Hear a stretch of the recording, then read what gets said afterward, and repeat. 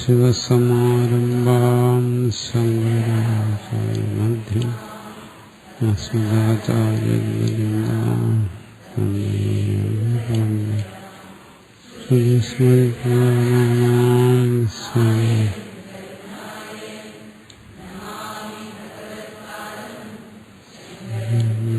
ശിവം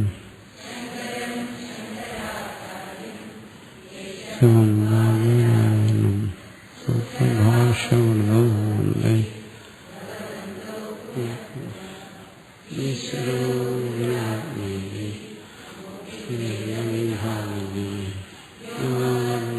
ദേഹായ ദക്ഷിണാമൂർത്തയേ നമഃ.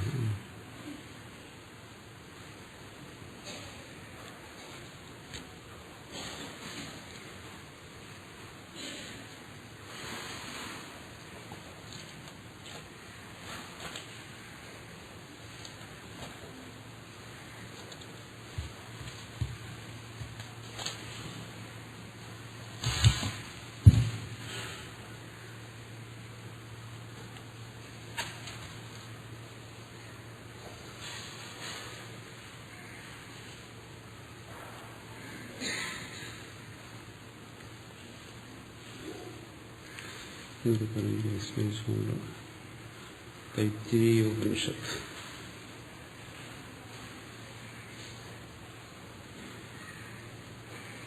ആദ്യം ഭാഷ്യം സംബന്ധഭാഷ്യമാണ്.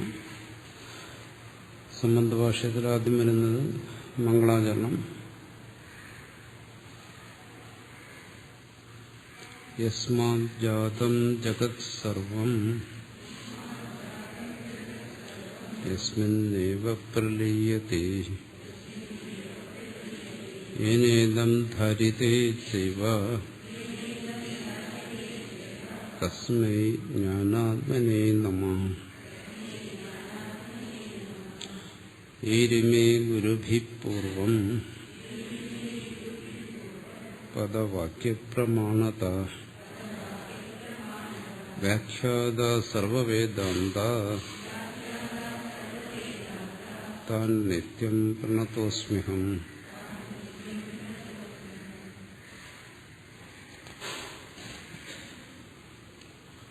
തൈത്തിരീയകസാരസ്യ മയാചാര്യപ്രസാദത സ്പഷ്ടാർത്ഥരുചീനാഭി വ്യാഖ്യേയം സംപ്രണീയതേ.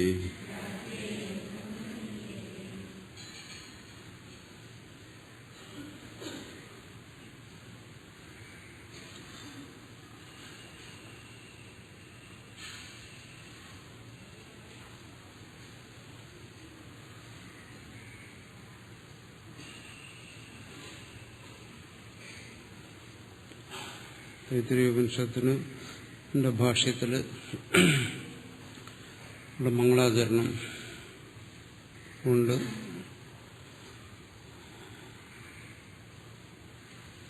മംഗളാചരണം ശ്ലോകരൂപത്തിൽ. മാണ്ഡൂക്യത്തിലും അതുണ്ടായിരുന്നു. എല്ലാ സ്ഥലത്തും ഭാഷ്യകാരൻ മംഗളാചരണം ശ്ലോകരൂപത്തിൽ എഴുതാറില്ല. മംഗളാചരണം ഒരു ശബ്ദം ഉപയോഗിച്ചാലും മതി. ഏതാണോ ആദ്യം വരുന്ന ശബ്ദം അത് തന്നെ മംഗളാചരണം ഭാഷ്യകാരനെ സംബന്ധിച്ച്. പക്ഷെ ഇവിടെ ഇതിന്റെ സംബന്ധ ഭാഷ്യത്തിൽ ആമുഖമായി പറയുന്ന ഭാഷ്യം അതിൽ മംഗളാചരണം ചെയ്തിരിക്കുകയാണ്. തൈത്തിരീയോപനിഷത്തിൽ ആദ്യം വരുന്നത് ശിക്ഷാവല്ലി,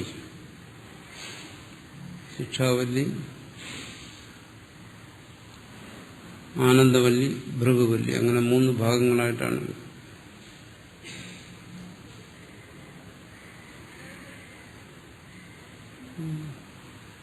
കൃഷ്ണയജുർവേദത്തിലെ വരുന്നത്. കൃഷ്ണയജുർവേദത്തിലെ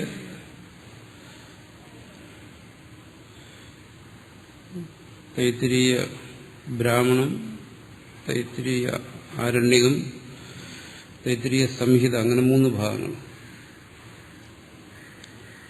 അതിന് തൈത്തിരീയ ആരണ്യകത്തിൽ വരുന്ന ഭാഗങ്ങളിൽ 3 മൂന്നിനെയാണ് ഇവിടെ തൈത്തിരീയ ഉപനിഷത്ത് എന്ന് വേർതിരിച്ചിട്ട് ഭാഷ്യകാരൻ വ്യാഖ്യാനിച്ചത്. ഇതിനുശേഷം വരുന്ന ഭാഗമാണ് കൈവല്യ ഉപനിഷത്ത്. അതും തൈത്തിരീയ ആരണ്യകത്തിൽ വരുന്നതാണ്. ശുക്ലയജുർവേദത്തിലാണ് അവസാനമായി വരുന്നതാണ് ഈശാവാസ്യ ഉപനിഷത്ത്. യജുർവേദം വളരെ വലുതാണ്, ബൃഹദാരണ്യം എല്ലാം അതിനകത്ത് വരുന്നു. അതിൽ കൃഷ്ണയജുർവേദത്തിൽ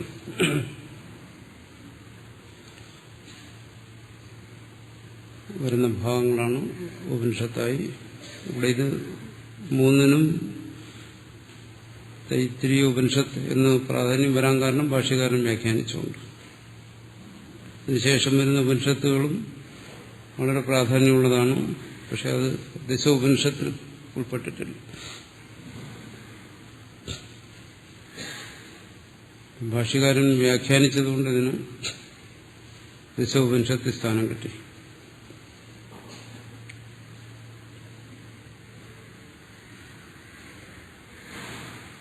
തിത്തിരി എന്ന് പറയുന്ന ആചാര്യൻ, ഋഷി ആണ് ഉപദേശിച്ചത്. അതുകൊണ്ട് തൈത്തിരീയം എന്ന് പേര് വന്നു. തിത്തിരണ പ്രോക്തം. പാണിനി അതിന് നിയമം ഉണ്ടാക്കിയിട്ടുണ്ട്. തിത്തിരി പറഞ്ഞതുകൊണ്ട്, ഉപദേശിച്ചതുകൊണ്ട് തൈത്തിരീയം എന്ന് പേര് വന്നു. വിഷ്ണു പുരാണത്തിനും മറ്റും സംബന്ധിച്ച് കഥകളൊക്കെ പറയുന്നുണ്ട്. പക്ഷെ അതിന്റെ കഥയുടെ താല്പര്യം ഇതാണ്. തിത്തിരി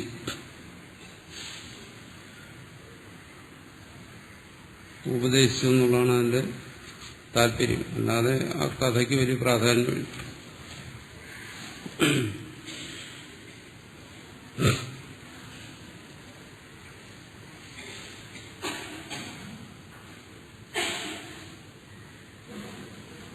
ഇപ്പോ കഥ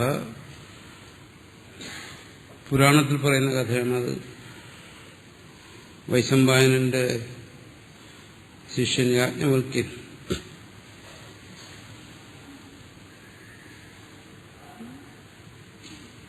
മറ്റ് ശിഷ്യന്മാരുണ്ടായിരുന്നു. 27 മറ്റ് ശിഷ്യന്മാരുണ്ടായിരുന്നു. എല്ലാ ഋഷിമാരും ഒരു തീരുമാനമെടുത്ത് മേരു പർവ്വതത്തിലേക്ക് ഒരു യാത്ര ചെയ്യണം. അത് 7 ദിവസത്തിനകം അവിടെ എത്തിച്ചേരണം തീരുമാനിച്ചു. വൈശമ്പായന് എത്തിച്ചേരാൻ കഴിഞ്ഞില്ല. വൈശമ്പായൻ മുമ്പ് പറഞ്ഞതനുസരിച്ച് എത്തിച്ചേരാത്തൊരു പ്രായശ്ചിത്തം ചെയ്യണം. വൈശമ്പായനൻ പ്രായശ്ചിത്തം ചെയ്യേണ്ടി വന്നു.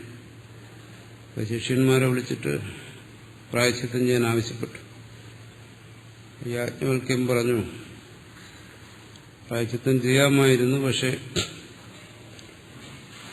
അങ്ങയുടെ ഈ ഒന്നിനും കൊള്ളാത്ത ശിഷ്യന്മാരോടൊപ്പം എനിക്ക് പ്രായശ്ചിത്തം ചെയ്യാൻ കഴിയില്ല. ഞാൻ വേണമെങ്കിൽ ഞാൻ ഒറ്റയ്ക്ക് ചെയ്യാം, പക്ഷെ ഇവരോടൊപ്പം ചെയ്യാൻ കഴിയത്തില്ല എന്ന് പറഞ്ഞു. വൈശമ്പായനൻ കോപിച്ചു. തന്റെ ശിഷ്യന്മാരെ ഒന്നിനും കൊള്ളാത്തവരെന്ന് പറഞ്ഞു. ആ ദേഷ്യത്തിൽ പറഞ്ഞു, എന്താണ്, നീ എന്റെ ശിഷ്യനല്ല. കാരണം അത് യാജ്ഞവൽക്യന്റെ ഒരു അഹങ്കാരമാണെന്ന് കണ്ടുകൊണ്ട്, നീ ശിഷ്യനല്ല, നീ ഗുരുകുലം വിട്ട് സ്ഥലം വിടണം എന്ന് പറഞ്ഞു. യാജ്ഞവൽക്യനും അത് എന്നാൽ വേണ്ട, തന്നിൽ നിന്ന് ഗ്രഹിച്ച എല്ലാ വിദ്യയും ഇതാ എന്ന് പറഞ്ഞാൽ അതെല്ലാം ഛർദ്ദിച്ചു കൊടുത്തു വിദ്യയെ. ഉടനെ മറ്റ് ശിഷ്യന്മാരെല്ലാം തിത്തിരി പക്ഷികളുടെ രൂപത്തിൽ അതിനെ ഭക്ഷിച്ചു. എന്നുവെച്ചാൽ വിദ്യ സ്വീകരിച്ചു എന്നർത്ഥം. അതാണ് തൈത്തിരീയം. അത് കഥയാണ്.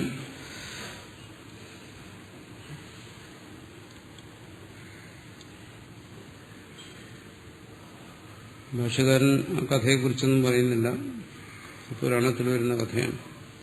അതിന് തൈത്തിരീയം എന്ന് പറയുന്ന പേര് വരാൻ കാരണം അതിന്റെ ഭാഷാ നിയമം അനുസരിച്ച് തിത്തിരി എന്ന് പറയുന്ന മഹർഷി ഉപദേശിച്ചുണ്ട്. അതിന്റെ മംഗളാചരണത്തിൽ പറയുന്നു. ഇതിന്റെ ആദ്യത്തെ ഭാഗം ശിക്ഷ വല്ലി,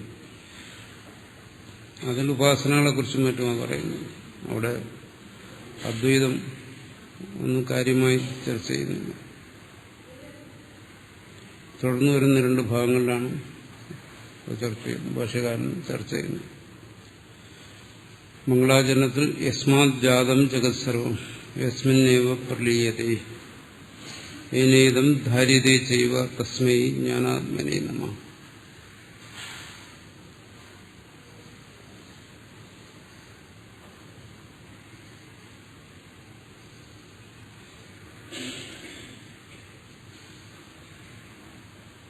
യസ്മാത് ജാതം ജഗത് സർവം, ഏതിൽ നിന്നാണോ തസ്മൈ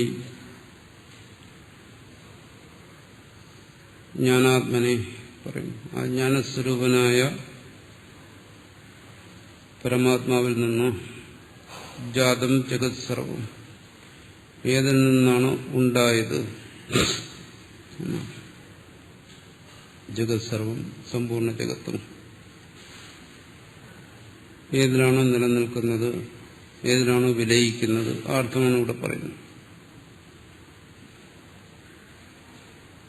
സൃഷ്ടിയെക്കുറിച്ച് പറയുമ്പോൾ 2 തരത്തിൽ പറയും മനുഷ്യൻ. ഒന്നെന്താണോ ജന്മാദ്യസ്യതഃ, അവിടെ ഒന്ന് ചർച്ച ചെയ്തതാണ്. ഏതിൽ നിന്നാണോ ഇതിന്റെ ജന്മാദികൾ സംഭവിക്കുന്നത്, ഏതോ വായുമാനി ഭൂതാനി ജായന്തേ, ഏതിൽ നിന്നാണോ ഇതെല്ലാം ഉണ്ടാകുന്നത്. മറ്റൊന്ന് പറയും എന്താണ്, ആരാണോ ഇതിനെല്ലാം സൃഷ്ടിച്ചത്, അങ്ങനെയും പറയും. ജഗത്തിന്റെ ഒരു സൃഷ്ടികർത്താവിനെ കുറിച്ച് പറയും. ഒരാൾ സൃഷ്ടിക്കുന്നു, ഈശ്വരൻ ജഗത്തിനെ സൃഷ്ടിക്കുന്നു എന്ന് പറയുന്നു. അപ്പോൾ ജഗത്തിനെ അങ്ങനെ സൃഷ്ടിക്കണമെങ്കിൽ സൃഷ്ടിക്കുന്ന ആൾ സർവജ്ഞനും സർവശക്തനും ആയിരുന്നാലേ കഴിയത്തുള്ളൂ. ആ സൃഷ്ടിയെക്കുറിച്ച് പറയുന്നു. അവിടെ സൃഷ്ടികർത്താവ്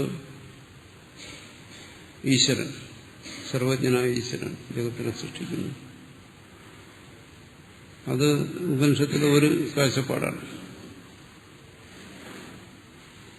കാരണം വിചിത്രമായ ജഗത്തിനെ സൃഷ്ടിക്കുന്നതിന് സർവജ്ഞനായ ഒരാൾക്ക് മാത്രമേ കഴിയത്തുള്ളൂ. അത് സർവജ്ഞനായ ഒരു ഈശ്വരനുണ്ട് സൃഷ്ടിക്കുന്നതിന് വേണ്ടി, സൃഷ്ടിസ്ഥിതി സംഹാരകനായിട്ട്. ഇനി മറ്റൊരു തരത്തിൽ പറയുന്നത് എന്താണോ, യസ്മാത് ജാതം, ഒരു സൃഷ്ടികർത്താവിനെ കുറിച്ച് പറയുന്നില്ല. ജ്ഞാനാത്മനെ, ഏതൊരു ജ്ഞാനസ്വരൂപത്തിൽ നിന്നാണോ ഇത് ജാതമായത്, പ്രകടമായത് എന്ന് പറയുമ്പോൾ അവിടെ സൃഷ്ടികർത്താവായ സർവേശ്വരനായ നമ്മുടെ സങ്കല്പത്തിൽ വരുന്ന ഒരു ഈശ്വരൻ അതവിടെ ഇല്ല. അങ്ങനൊരു സൃഷ്ടികർത്താവ് ഇത് ആവശ്യമില്ല. പിന്നെന്താണ് ജ്ഞാനാത്മനെ, ജ്ഞാനസ്വരൂപം, ജ്ഞാനസ്വരൂപനായിരിക്കുന്ന ഒരുവനിൽ നിന്നും ഇതെല്ലാം പ്രകടമാകുന്നു. മാണ്ഡൂക്യത്തിലും മറ്റും പറയുന്നു. അവിടെ ഒരു വേറിട്ടൊരു ഈശ്വരനെ കുറിച്ച് ചിന്തിക്കുന്നില്ല. ജ്ഞാനം എന്ന് പറയുന്നത് എന്താണോ, തന്റെ സ്വരൂപം തന്നെ. ജ്ഞാനമാണ് ഇതിനെ ബോധിപ്പിക്കുന്നത്. ജ്ഞാനത്തിലാണ് ഇത് നിലനിൽക്കുന്നത്, ജ്ഞാനത്തിൽ തന്നെ ഇത് വിലയിക്കുന്നു. അപ്പോൾ ആ ജ്ഞാനം എന്ന് പറയുന്നത് തന്റെ സ്വരൂപം തന്നെ. തന്നിൽ നിന്നാണ് സൃഷ്ടി ഉണ്ടായത്. മറ്റത് താൻ എന്ന് പറയുമ്പോൾ ജീവഭാവത്തിലല്ല, ജീവനെ സൃഷ്ടിക്കാൻ ശേഷിയില്ല. പക്ഷെ ജ്ഞാനസ്വരൂപനായ തന്നിൽ നിന്ന് സൃഷ്ടിയുണ്ടാകുന്നു. അതവിടെ സൃഷ്ടിക്കുകയല്ല, അവിടെ പ്രകടമാകുന്നു. അതിൽ നിന്ന് ജാതമാകുന്നു, പ്രകടമാകുന്നു എന്നർത്ഥം. യസ്മാ, ഏതൊരു ജ്ഞാനസ്വരൂപത്തിൽ നിന്നാണോ. അനുഭവത്തിലും അങ്ങനെ എന്താണ്, ജ്ഞാനത്തെ ആശ്രയിച്ച് സൃഷ്ടി നിൽക്കുന്നു, അറിയുന്നത് കൊണ്ട് സൃഷ്ടി നിൽക്കുന്നു. ജ്ഞാനം തന്റെ സ്വരൂപമാണ്. അങ്ങനെ ഏതൊരു സ്വരൂപത്തിൽ നിന്നാണോ ഈ സൃഷ്ടി സംഭവിച്ചത്, ജഗത് സർവം, സമ്പൂർണ്ണ പ്രപഞ്ചവും, ഈ ശരീരം ഉൾപ്പെടെയുള്ള സമ്പൂർണ്ണ പ്രപഞ്ചവും, യസ്മിന്നേവ പ്രലീയത്തെ, ഏതെന്നിലാണോ അത് വിലയിക്കുന്നത്. ജാഗ്രതത്തിലത് പ്രകടമാകുന്നു, സുഷുപ്തിയിൽ ഇത് വിലയിക്കുന്നു. അവിടെ ഒരു വേറിട്ടൊരു സൃഷ്ടികർത്താവെന്നുമില്ല. ജ്ഞാനത്തിൽ നിന്നത് പ്രകാശിക്കുന്നു, ജ്ഞാനത്തിലിത് വിലയം പ്രാപിക്കുന്നു. ഏനേതം ധാര്യതേ, ജ്ഞാനം ഇതിനെ നിലനിർത്തുന്നു, ധരിക്കുന്നു, ജ്ഞാനത്തിൽ നിലനിർത്തുന്നു. ജാഗ്രതത്തിലേക്ക് വരുമ്പോൾ അറിയാം, ഇത് ജഗത്സർവം ജാതമാകുന്നു. ജാഗ്രതത്തിൽ ഉടനീളം അത് നിലനിൽക്കുന്നു. വീണ്ടും സുഷുപ്തിയിലേക്ക് പോകുമ്പോൾ അത് വിലയിക്കുന്നു. യസ്മിന്നേവ പ്രലീയത്തെ, വിലയിക്കുന്നു. തസ്മൈ ജ്ഞാനാത്മനെ നമഃ, ആ ജ്ഞാന സ്വരൂപത്തെ നമിക്കുന്നു.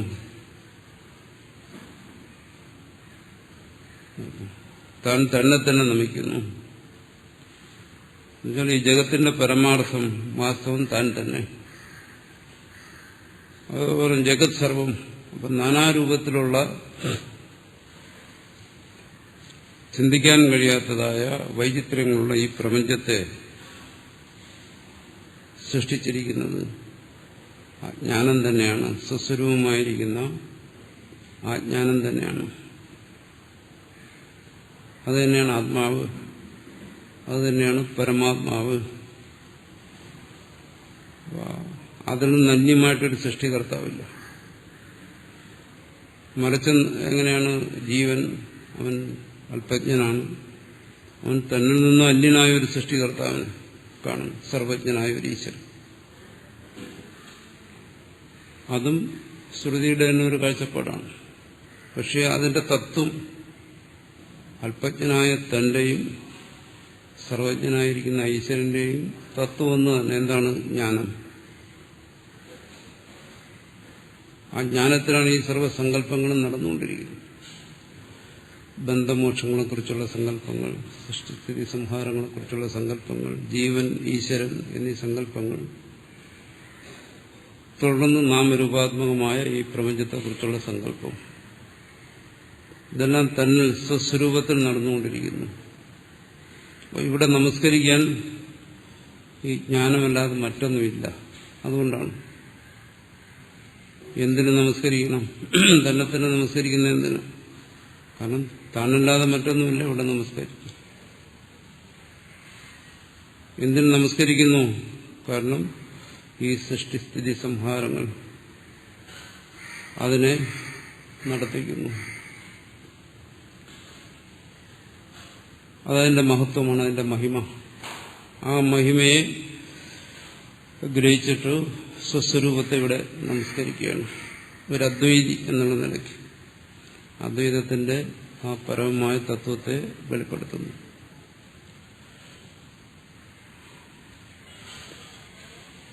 അതാണ് ഇവിടുത്തെ മംഗളാചരണത്തിന്റെ പ്രത്യേകത. യസ്മാത് ജാതം ജഗത് സർവം യസ്മിന്നേവ പ്രലീയതേ ഏനേദം ധാര്യതേ ചൈവ തസ്മൈ ജ്ഞാനാത്മനേ നമഃ.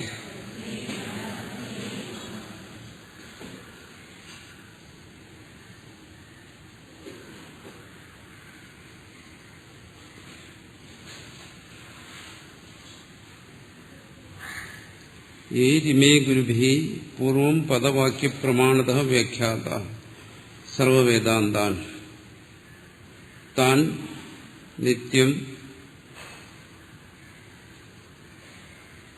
പ്രണതോസ്മി അഹം പ്രണതഃ അസ്മി. ഏത് ഗുരുക്കന്മാരാണോ പൂർവാചാര്യന്മാരെ സ്മരിക്കുന്നു.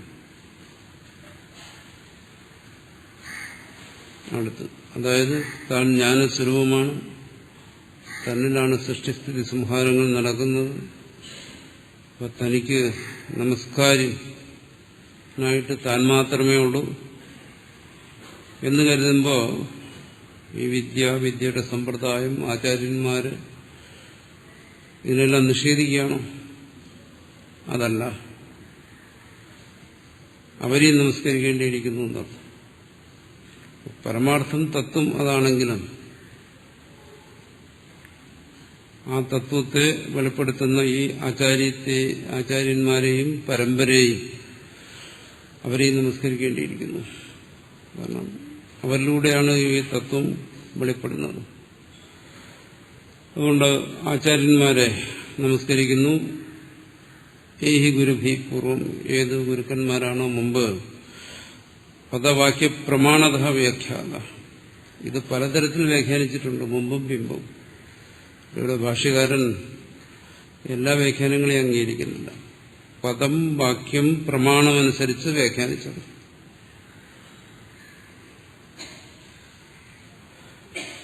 അതിനെല്ലാം അനുസരിച്ച് വ്യാഖ്യാനിച്ചവര്.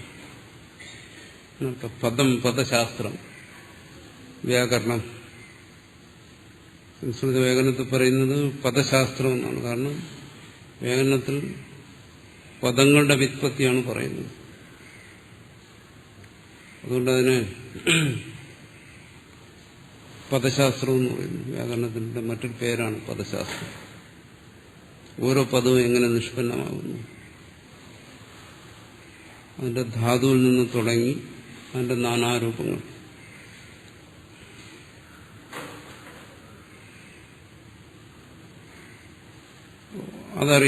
അതറിയുന്നവർക്ക് വ്യാഖ്യാനിക്കാൻ പറ്റും. പദശാസ്ത്രത്തെ അറിയാത്ത ഒരാൾക്ക് ഇതിനെ വ്യാഖ്യാനിക്കാനൊക്കത്തില്ല. എന്തുകൊണ്ട്? ഇതിന്റെ ഭാഷയുടെ നിയമം അതറിഞ്ഞിരിക്കുന്നു. അറിയാത്തവരും വ്യാഖ്യാനിച്ചിട്ടുണ്ട് പിൽക്കാലത്ത്. അവരെ ഭാഷകാരൻ അംഗീകരിക്കുന്നു. അതറിഞ്ഞവർ വ്യാഖ്യാനിക്കണം. പിന്നെ വാക്യശാസ്ത്രം, പദാർത്ഥം മാത്രം കൊണ്ട് കാര്യമൊന്നുമില്ല. പദാർത്ഥം ഗ്രഹിച്ചാൽ പോരാ. ആ പദങ്ങളുടെ പരസ്പര ചേർച്ചയിലൂടെ എങ്ങനെയാണ് വാക്യാർത്ഥ ബോധം ഉണ്ടാകുന്നത് അത് പറയുന്നു. ഓരോ പദങ്ങളുടെ അർത്ഥം അറിഞ്ഞിട്ട് വിശേഷമില്ല. പരസ്പരം ബന്ധപ്പെടുമ്പോൾ അതിൽ നിന്ന് വാക്യാർത്ഥ ബോധം ഉണ്ടാകുന്നു. അത് മുഖ്യമാണ്. ഇവിടെ വാക്യാർത്ഥ ബോധത്തിനാണ് മുഖ്യം. തത്വമസി അഹം ബ്രഹ്മാസ്മി എന്നെല്ലാം പറയുന്നിടത്ത് തത്വം അഹം ബ്രഹ്മ തുടങ്ങിയ പദങ്ങളുടെ അർത്ഥം മനസ്സിലാകുന്നതോടൊപ്പം വാക്യാർത്ഥം മനസ്സിലാകുന്നു. ആ രീതിയിലും ഇതിനെ വ്യാഖ്യാനിക്കുന്നുണ്ട്. പദാർത്ഥവും വ്യാഖ്യാർത്ഥം. പക്ഷെ ആ വാക്യാർത്ഥ ബോധം ഉണ്ടാവണമെങ്കിൽ എങ്ങനെ സാധ്യമാകും? വിശേഷിച്ചും വൈദിക ശബ്ദങ്ങൾ. ഇത് ലൗകിക ശബ്ദമല്ല. ലൗകിക ശബ്ദങ്ങളുടെ അർത്ഥബോധം നമുക്ക് പലതരത്തിലും ഉണ്ടാകാം. ലോകത്തിൽ നിന്ന് തന്നെ ഉണ്ടാകാം, വ്യവഹാരം കൊണ്ടുണ്ടാകാം, പലതരത്തിലും ഉണ്ടാകാം. പക്ഷെ ഇത് സാധ്യമല്ല. ഇത് മീമാംസയിലൂടെ സാധ്യമാകും, വേദവിചാരത്തിലൂടെ സാധ്യമാകും. അതിനുവേണ്ടിയിട്ടുള്ളതാണ് മീമാംസാശാസ്ത്രം. മീമാംസാശാസ്ത്രത്തിൽ ചർച്ച ചെയ്യുന്നത് എന്താണോ, ഈ വാക്യങ്ങളുടെ താല്പര്യം എന്താണോ, അല്ലെങ്കിൽ ഈ വാക്യങ്ങൾക്ക് ഈ താല്പര്യം എങ്ങനെ കിട്ടുന്നു, അതിന്റെ നിയമങ്ങൾ എന്താണ്. കാരണം ആ വാക്യാർത്ഥജ്ഞാനം ഉണ്ടായാലേ അവിടെ കർമ്മങ്ങളെ ശരിക്കും ഗ്രഹിക്കാൻ പറ്റും. കർമ്മം എന്താണ്, ഫലം എന്താണ്, കർമ്മവും ഫലവും തമ്മിലുള്ള ബന്ധം എന്താണ്, കർമ്മം എങ്ങനെ അനുഷ്ഠിക്കണം, ഇതെല്ലാം വേദത്തിൽ പറഞ്ഞിരിക്കുകയാണ്. അത് വാക്യാർത്ഥജ്ഞാനം കൂടാതെ സാധ്യമല്ല. അപ്പം ആ വാക്യാർത്ഥജ്ഞാനം എങ്ങനെയൊക്കെ സംഭവിക്കാം, എങ്ങനെയാണ് വേദവാക്യങ്ങളിൽ നിന്ന് അർത്ഥത്തെ കണ്ടുപിടിക്കേണ്ടത്, അത് ചർച്ച ചെയ്യുന്നതാണ് പൂർവ്വമീമാംസ, അമീമാംസാശാസ്ത്രം. അപ്പോൾ അതിൽ ജ്ഞാനമുള്ളവർക്ക് ഇത് വ്യാഖ്യാനിക്കാൻ അവകാശമുള്ളൂ. വേദത്തെ വ്യാഖ്യാനിക്കുന്നു. നമുക്ക് ലോകത്തിൽ പല കാര്യങ്ങളെക്കുറിച്ചും അറിവുണ്ട്. അതുകൊണ്ട് വേദത്തെ വ്യാഖ്യാനിക്കാൻ കഴിയത്തില്ല. മീമാംസാ ശാസ്ത്രം തന്നെ അറിഞ്ഞിരിക്കുന്നു.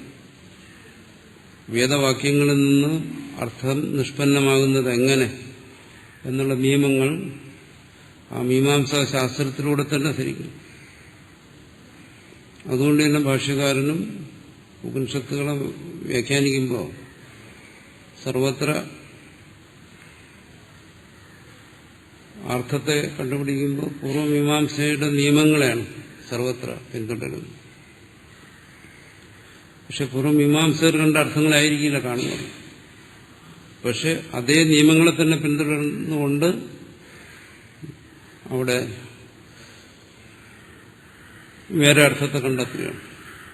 പക്ഷെ ഏതർത്ഥത്തെ കണ്ടെത്തിയാലും ആ നിയമങ്ങളെ തന്നെ പിന്തുടരുന്നു.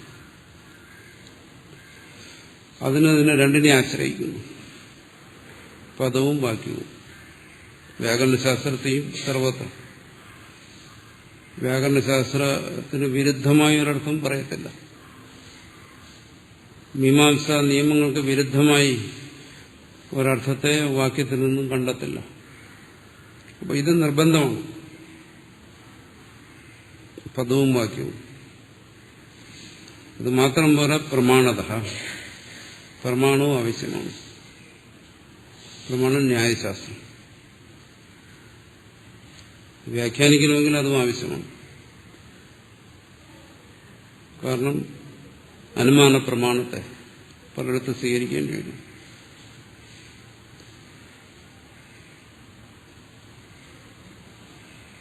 അതുകൂടാതെ പലയിടത്തും അർത്ഥം ലഭിക്കാൻ പ്രയാസമാണ്. വാക്യാർത്ഥത്തിൽ അതാവശ്യമാണ്. അർത്ഥനിഷ്പത്തിക്ക് പ്രമാണത്തെയും അനുമാനത്തെയും ആശ്രയിക്കേണ്ടി വരും. വിശേഷിച്ചും അതീന്ദ്രിയമായ കാര്യങ്ങളെ അനുമാനത്തിലൂടെ അല്ലാതെ സ്ഥാപിക്കാൻ പ്രയാസമാണ്. അതുകൊണ്ട് ഭാഷ്യകാരനത് നിർലോഭമായി ഉപയോഗിക്കുന്നുണ്ട്. അനുമാനം അല്ലെങ്കിൽ തർക്കം, യുക്തി, ഇതെല്ലാം പ്രമാണത്തിൽപ്പെടുന്ന കാര്യങ്ങളാണ്. ഈ വാദം മുഴുവൻ പ്രധാനമായിട്ടും ആ യുക്തി ആശ്രയിച്ചാണ് മുമ്പോട്ട് പോകുന്നത്. അപ്പം ഇത് മൂന്നും ഇനിയും ആശ്രയിച്ചാരാണോ ഇതിനെ വ്യാഖ്യാനിച്ചത് അവരെയാണ് ഇവിടെ പൂർവാചാര്യന്മാരെന്ന് പറയുന്നത്. തുടർന്ന് വ്യാഖ്യാനിക്കുന്നതും അങ്ങനെയുള്ളവരായിരിക്കണം. ആ വ്യാഖ്യാനത്തിലൂടെ എന്തർത്ഥം അവർ ഗ്രഹിക്കുന്നു എന്നുള്ളതല്ല മുഖ്യം. ആ വ്യാഖ്യാനത്തിന് അവർ എന്തിനെ ആശ്രയിച്ചു എന്നുള്ളതാണ് മുഖ്യം. പദവാക്യ പ്രമാണങ്ങളിലൂടെ ഒരേ അർത്ഥം തന്നെ വരണമെന്നില്ല. പക്ഷേ അത് ഏതർത്ഥം ലഭിച്ചാലും ശരി, അത് പദവാക്യ പ്രമാണങ്ങൾ അനുസരിച്ചായിരിക്കും.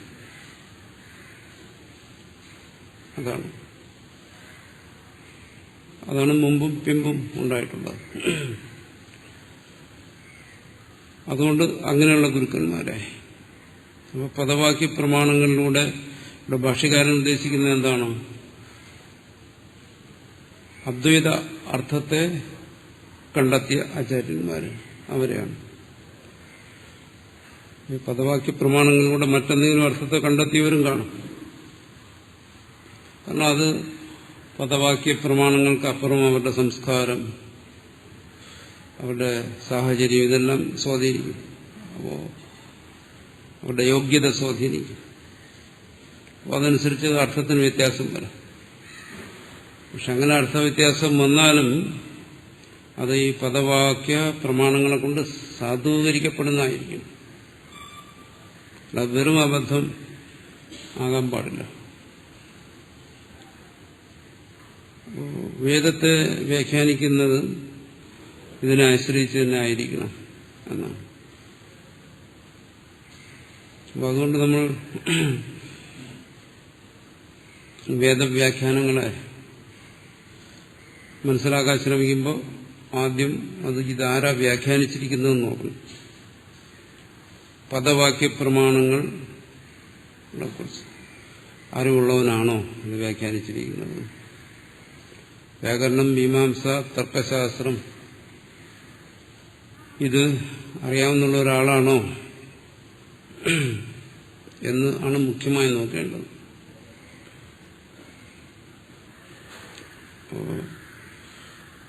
ചിലരുടെ മനസ്സിൽ സംശയം തോന്നുന്നു, അതെന്തിനാ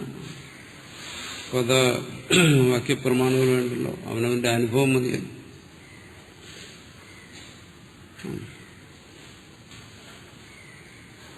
അനുഭവം നല്ലത് തന്നെയാണ്.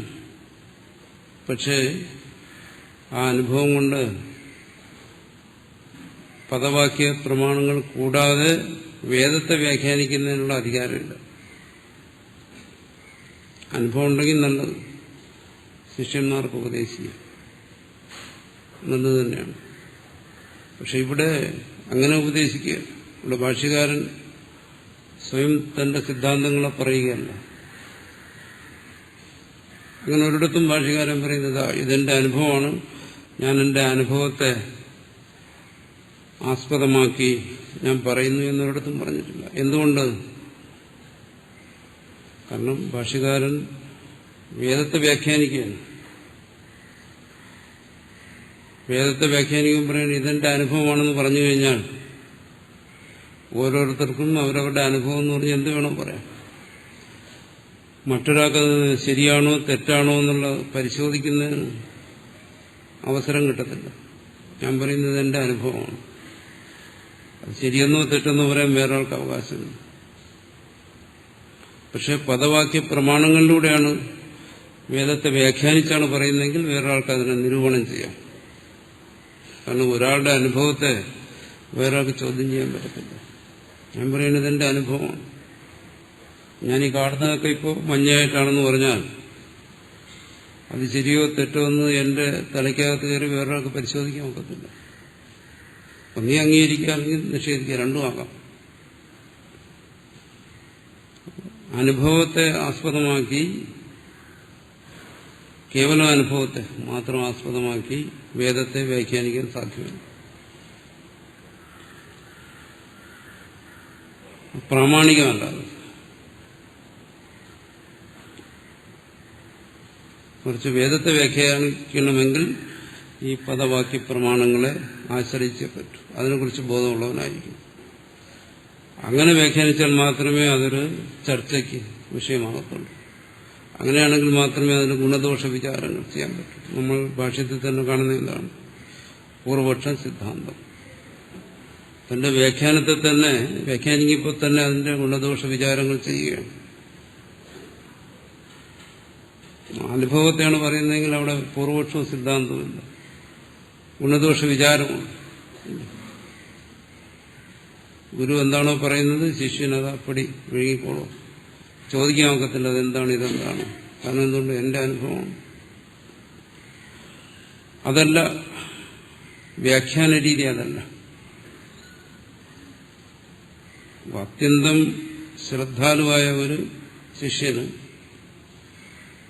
കേവലം സ്വാനുഭവത്തെ ഒരു ഗുരുവിന് പകർന്നു കൊടുക്കാം. അവിടെ പിന്നെ വേദത്തിന്റെ ഒന്നും ആവശ്യമില്ല, മറ്റ് ശാസ്ത്രത്തിന്റെ ആവശ്യമില്ല. പക്ഷെ അത് പ്രയോജനപ്പെടുന്ന ഇവിടെ അത്യന്തം ഉത്തമനായ ഗുരു, അത്യന്തം ഉത്തമനായ ശിഷ്യൻ. കാരണം അവന്റെ മനസ്സിൽ ഒരു പൂർവപക്ഷമില്ല, ഒരു സംശയമില്ല. ഗുരു എന്താണ് ഉപദേശിക്കുന്നത് അതേപടി തന്നെ അവന്റെ ഉള്ളിൽ പകരുന്നു. അവിടെ ശരിയാണ്. പക്ഷെ വ്യാഖ്യാനത്തിനത് പോരാ. വ്യാഖ്യാനിക്കുമ്പോൾ അവിടെ ശിഷ്യന്റെ മനസ്സിൽ സംശയങ്ങൾ വരും, അതിന് നിവൃത്തി ഉണ്ടാകണം. അതിന് പദവാക്യ പ്രമാണങ്ങളെ ആശ്രയിച്ചേ പറ്റും. അതുകൊണ്ടാണ് ഭാഷ്യകാരൻ പറയുന്നിടത്തെല്ലാം പറയും ഇത് ആത്മവിദ്യ, അത് സ്വാനുഭവമാണ്. അങ്ങനെയുള്ള അനുഭവം പൂർവികന്മാർക്കുണ്ട്, ഇന്നുള്ളവർക്കുണ്ട്, അങ്ങനെയൊക്കെ ഉണ്ടാകാം. പക്ഷേ താനിത് വ്യാഖ്യാനിക്കുന്നത് എന്റെ അനുഭവത്തെ മുൻനിർത്തിയാണെന്നൊരു ഒരു സ്ഥലത്ത് അങ്ങനെ പറയുന്ന ഒരു ഭാഗവും നിങ്ങൾക്ക് ഭാഷ്യത്തിൽ കാണാൻ പറ്റത്തില്ല. കാരണം ഇത് കേവലം ഉപദേശിക്കുകയല്ല, തന്റെ അനുഭവത്തെ ഉപദേശിക്കുകയല്ല, മറിച്ച് വേദത്തെ വ്യാഖ്യാനിക്കുകയാണ്. അവിടെ അങ്ങനെ പറഞ്ഞാൽ പോരാ, അന്നാരും സ്വീകരിക്കത്തില്ല. അതാണ് പിന്നീട് ഭാഷ്യകാരന് ശേഷവും പലരും ഇത് വ്യാഖ്യാനിച്ചിട്ടുണ്ട്, ഇന്നും വ്യാഖ്യാനിക്കുന്നുണ്ട്. പക്ഷെ പദവാക്യ പ്രമാണങ്ങളെക്കുറിച്ചൊന്നും യാതൊരു ബോധമില്ലാത്തവരാണ് വ്യാഖ്യാനിക്കുന്നത് കൂടുതലും. ഇന്നങ്ങനെയാണ്. അവരെന്ത് ചെയ്യുന്നു? മറ്റു വ്യാഖ്യാനങ്ങളെ തെറ്റായി ധരിച്ചിട്ട് വ്യാഖ്യാനിക്കുന്നതാ കൂടുതൽ സംഭവിക്കുന്നത്.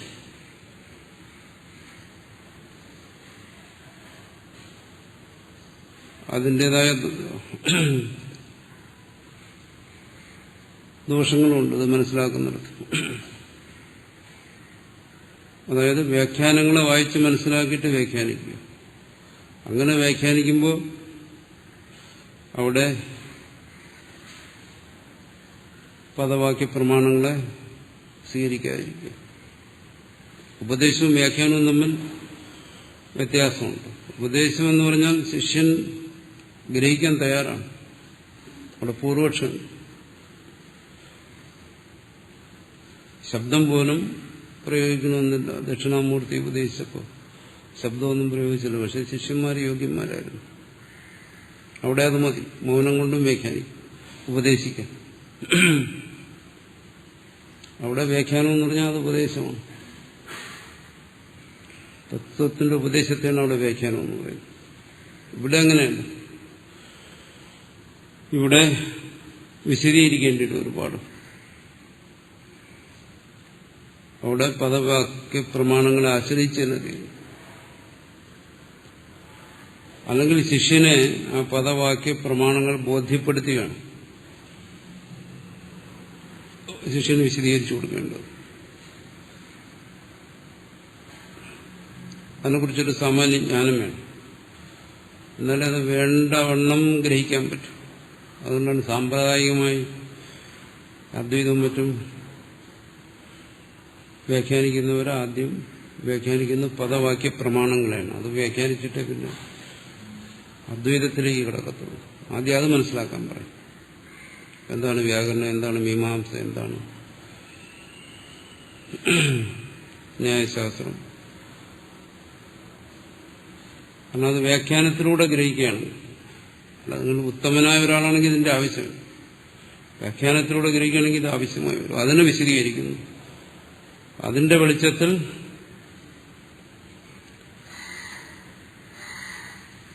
ശരിയായ തത്വത്തെ ഗ്രഹിക്കുന്നു.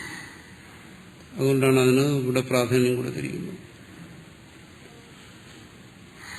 അപ്പോൾ വ്യാഖ്യാനങ്ങളെ ശ്രദ്ധിക്കുമ്പോഴും വ്യാഖ്യാനമാണ് നമ്മൾ ശ്രദ്ധിക്കുന്നത്. കേവല ഉപദേശമാണ്. ആരെങ്കിലും ശാസ്ത്രത്തെ വ്യാഖ്യാനിക്കുന്നുണ്ടെങ്കിൽ, പ്രത്യേകിച്ചും വേദം, അയാൾക്കത് വ്യാഖ്യാനിക്കുന്നതിനുള്ള അർഹത എന്താണ്? പ്രധാനമായിട്ടും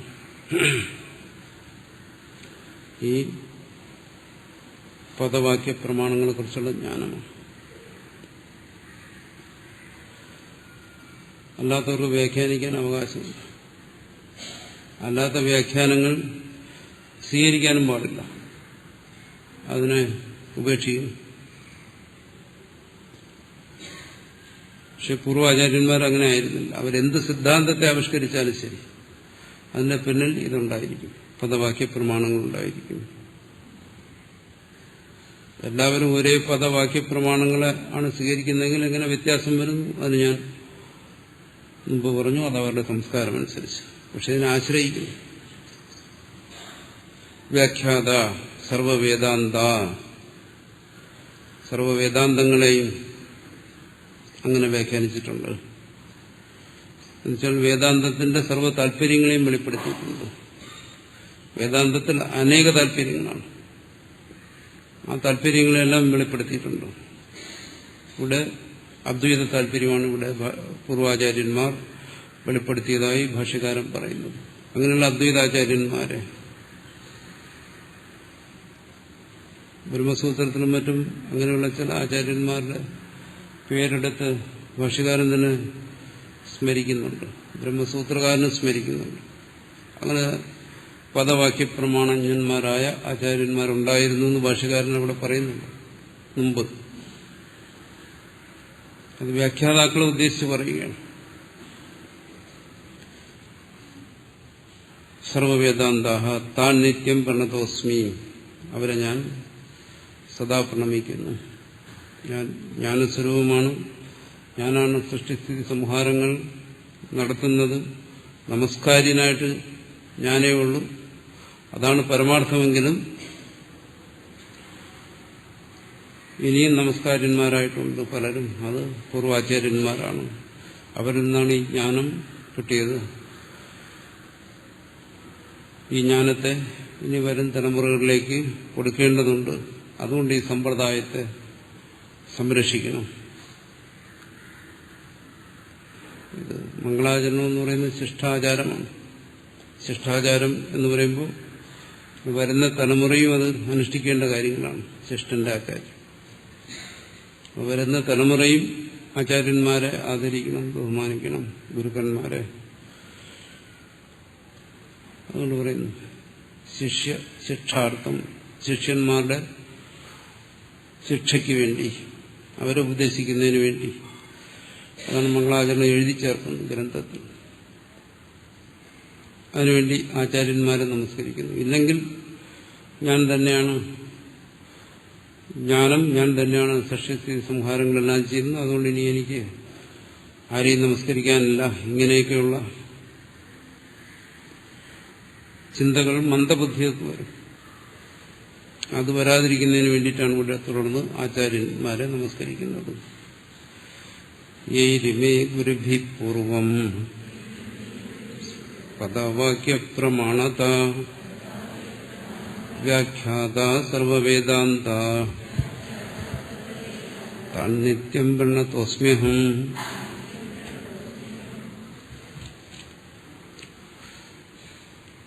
തൈത്തിരീയകസാരസ്യ ആചാര്യപ്രസാദത വിസ്പഷ്ടാർത്ഥരുചീനാം ഹി വ്യാഖ്യേയം സംപ്രണീയത്തെ.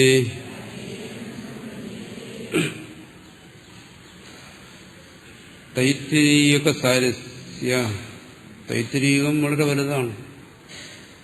അതിൽ സംഹിതാഭാഗമുണ്ട്, ബ്രാഹ്മണ ഭാഗമുണ്ട്, ആരണ്യകങ്ങളുണ്ട്. അതിന്റെ സാരമാണ് ഭാഷ്യകാരൻ വ്യാഖ്യാനിക്കാൻ വേണ്ടി തിരഞ്ഞെടുത്ത ഈ ഭാഗം, ഉപനിഷത് ഭാഗം. അതിനെ ആചാര്യപ്രസാദ,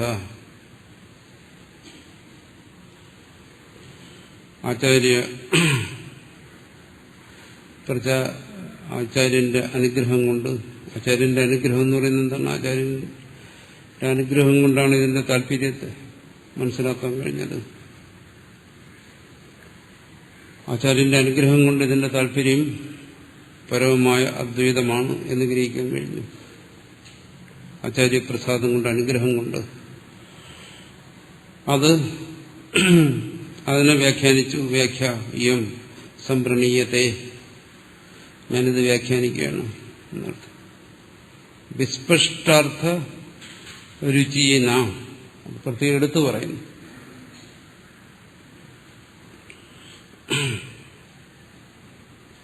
വിസ്പഷ്ടാർത്ഥരുചീന, ഇത്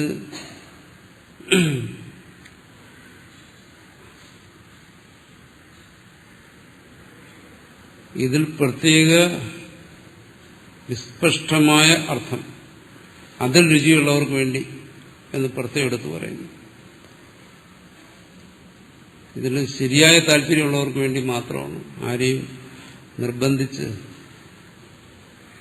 ആള് കൂട്ടാൻ വേണ്ടി ഇവിടെ ഇരുത്തേണ്ട കാര്യമില്ലെന്നാണ് ഭാഷ്യകാരൻ പറയുന്നത്. അവർക്ക് വല്ല ക്ലീനിങ്ങോ അങ്ങനെ എന്തെങ്കിലും പണികളുണ്ടെങ്കിൽ ചെയ്യാം. ഇതിന് പ്രത്യേക താല്പര്യമുള്ളവർ മാത്രം മതി. അപ്പോൾ ഇല്ലെങ്കിൽ നമ്മുടെ ആശ്രമത്തിന് നാണക്കേടാണ്. പുറത്തുനിന്നൊരു ആളെ കൊണ്ടുവന്ന് ഇവിടെ ഇതൊക്കെ പറയിക്കുമ്പോൾ ആളില്ലെങ്കിൽ മോശമാണ് എന്ന് കരുതി തലയെണ്ണാൻ വേണ്ടി ആളിനെ കൊണ്ടിരുത്തണ്ട. ഒന്നോ രണ്ടോ പേരായാലും മതി, ഒരാളായാലും മതി, താല്പര്യമുള്ളവർ മാത്രം മതി എന്നാണ്. ബാക്കിയുള്ളവരെല്ലാം ഗെറ്റ് ഔട്ട് ഇനി ഇത് പറയുന്നയാളിന് മനപ്രയാസം ഉണ്ടാകും, അത് ഒഴിവാക്കാൻ വേണ്ടിയിട്ട് ആൾ കൂട്ടേണ്ട കാര്യമില്ല എന്നാ പറയുന്നത്. ശരിക്ക് താല്പര്യമുള്ളവർ അവർക്ക് വേണ്ടിയിട്ടാണ് ഭാഷ്യകാരൻ എഴുതിയിരിക്കുന്നത്. പിന്നെ അല്ലാത്തവർക്ക് ഇതുകൊണ്ട് എന്താ പ്രയോജനം? ഇവിടെ ഇരുന്ന് ഉറങ്ങിയിട്ട് ആ സമയം ക്ലീനിങ് ചെയ്ത ഭാരതം ക്ലീനാവും. വിസ്പഷ്ടാർത്ഥ രുചീന ഇതിൽ പ്രത്യേക താല്പര്യമുള്ളത് ഭാഷ്യകാരൻ പറയുന്നു. അവർക്ക് വേണ്ടിയാണ് സംപ്രണീയത. ഇത് നേരത്തെ അറിയാമായിരുന്നു. രുചിയുള്ളവർക്ക് പറയുന്നു മന്ദമതീന സ്വതൈവ നിശേഷ പദാർത്ഥ സ്മരണ അസംഭവാത്. മന്ദമതികൾക്ക് ഇതിൽ താല്പര്യം ഉണ്ടാകത്തില്ല. ഇനി എത്ര ഇത് ചെവിക്കകത്ത് അടിച്ചു കയറ്റിയാലും ശരി, ഇതിനോടൊരു താല്പര്യം വരത്തില്ല. അതിന്റെ വ്യാഖ്യാതാവ് പറയുന്നതാണ്, ഞാൻ പറയുന്നതല്ല. മന്ദമതികളായതുകൊണ്ടെന്നർത്ഥം. മന്ദമതി എന്ന് വെച്ചാൽ അത് വ്യാഖ്യാനിക്കേണ്ട കാര്യമില്ലല്ലോ. മന്ദബുദ്ധികൾക്ക് ഈ താല്പര്യം വരത്തില്ല. അവർക്ക് താല്പര്യം മറ്റു കാര്യങ്ങളിലാണ്. അവരെ അതിന് നിയോഗിക്കുക. എല്ലാം ഉണ്ടല്ലോ, എല്ലാം വെച്ച് വിളമ്പിയിട്ടുണ്ട്. ആവശ്യമുള്ളവർക്ക് ഇഷ്ടമുള്ളത് കഴിക്കാം. ഇപ്പോൾ മന്ദമതികൾക്ക് ഇവിടെ പറയുന്നു അസംഭവ, ഇത് അസംഭവമാണ്. അവർ ചോദിക്കുമോ ഇയാളുടെ പ്രസംഗം കേട്ടിട്ടല്ലേ ഇനി മോക്ഷം കിട്ടാൻ പോകുന്നു, അങ്ങനെ ചിന്തിക്കും. ഇത് അസംഭവമാണെന്ന് പറയുന്നു. അത് ഭാഷ്യകാരന് നേരത്തെ അറിയാം. അതുകൊണ്ട് ഭാഷ്യകാരൻ അങ്ങനെയുള്ളവർക്ക് വേണ്ടി ഇവിടെ ഭാഷ എഴുതിയിട്ടില്ല എന്നാ പറയുന്നു. അങ്ങനെ എഴുതിയിട്ടുണ്ടെങ്കിൽ വായിച്ചാലും പഠിച്ചാലും കേട്ടാലും മതിയല്ലോ. അങ്ങനെയുള്ളവർക്ക് വേണ്ടിയിട്ട് ഇവിടെ ഭാഷ്യമേ രചിച്ചിട്ടില്ല എന്നാ പറയുന്നു. ഭാഷ്യകാരൻ പറയുന്നത് ഞാനിത് ആചാര്യപ്രസാദം കൊണ്ട് നേടിയതാണ്, ഗുരുവിന്റെ അനുഗ്രഹം കൊണ്ട് നേടിയതാണ്. ഇത് ഈ മന്ദബുദ്ധികൾക്ക്, ഒരു മന്ദബുദ്ധികൾക്ക് ഇത് പറഞ്ഞു കൊടുക്കരുതെന്നാണ് പറഞ്ഞിരിക്കുന്നത്. പ്രയോജനമില്ലാതുകൊണ്ട്, അല്ലാതെ മന്ദബുദ്ധികളോടുള്ള വിദ്വേഷം കൊണ്ടൊന്നുമല്ല. മറിച്ചെന്താണ്? വിശിഷ്യ നിസ്സംശയം ജ്ഞാനം യേ രോചയന്തേ തേഷാം ഉപകാരായ പറയുന്നു. പ്രത്യേകിച്ച് കുറച്ച് ആൾക്കാരുണ്ട് വിശിഷ്യ, അവർക്ക് ഇതിൽ രുചിയുണ്ട്, താല്പര്യമുണ്ട്. നിസ്സംശയം ജ്ഞാനം യേ രോചയന്തേ, അവരിത് ആഗ്രഹിക്കുന്നു. സംശയരഹിതമായ, ഭ്രാന്തിരഹിതമായ യഥാർത്ഥ തത്വം എന്താണ് എന്ന് ആഗ്രഹിക്കുന്നു. അതിൽ രുചിയുണ്ട്. അവരെ മൂക്ക് കയറിട്ടുകൊണ്ടൊന്നും പിടിച്ചിരുത്തേണ്ട കാര്യമില്ല. അല്ലാതെ രുചി സ്വയമുള്ളവർക്ക് വേണ്ടിയിട്ട്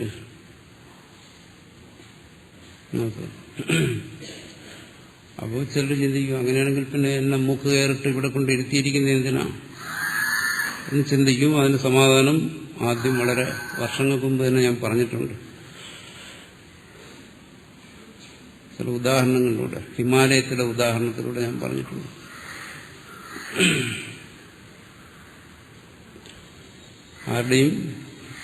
ആർക്കെങ്കിലും ഓർമ്മയിൽ വരുന്നുണ്ടെങ്കിൽ പറയാം. പഴയ കഴുതകളുടെ കഥ.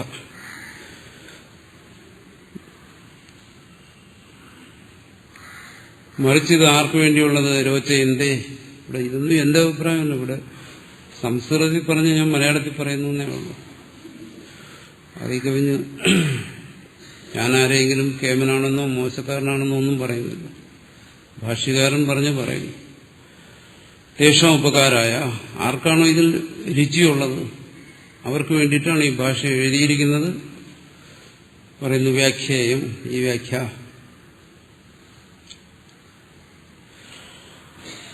അവരാണിത് കേൾക്കേണ്ടത്. രുചിയില്ലാത്തവരിത് കേട്ടിട്ട് കാര്യമൊന്നുമില്ല. ഇരുന്ന് ഉറങ്ങാമെന്നുള്ളതല്ലാതെ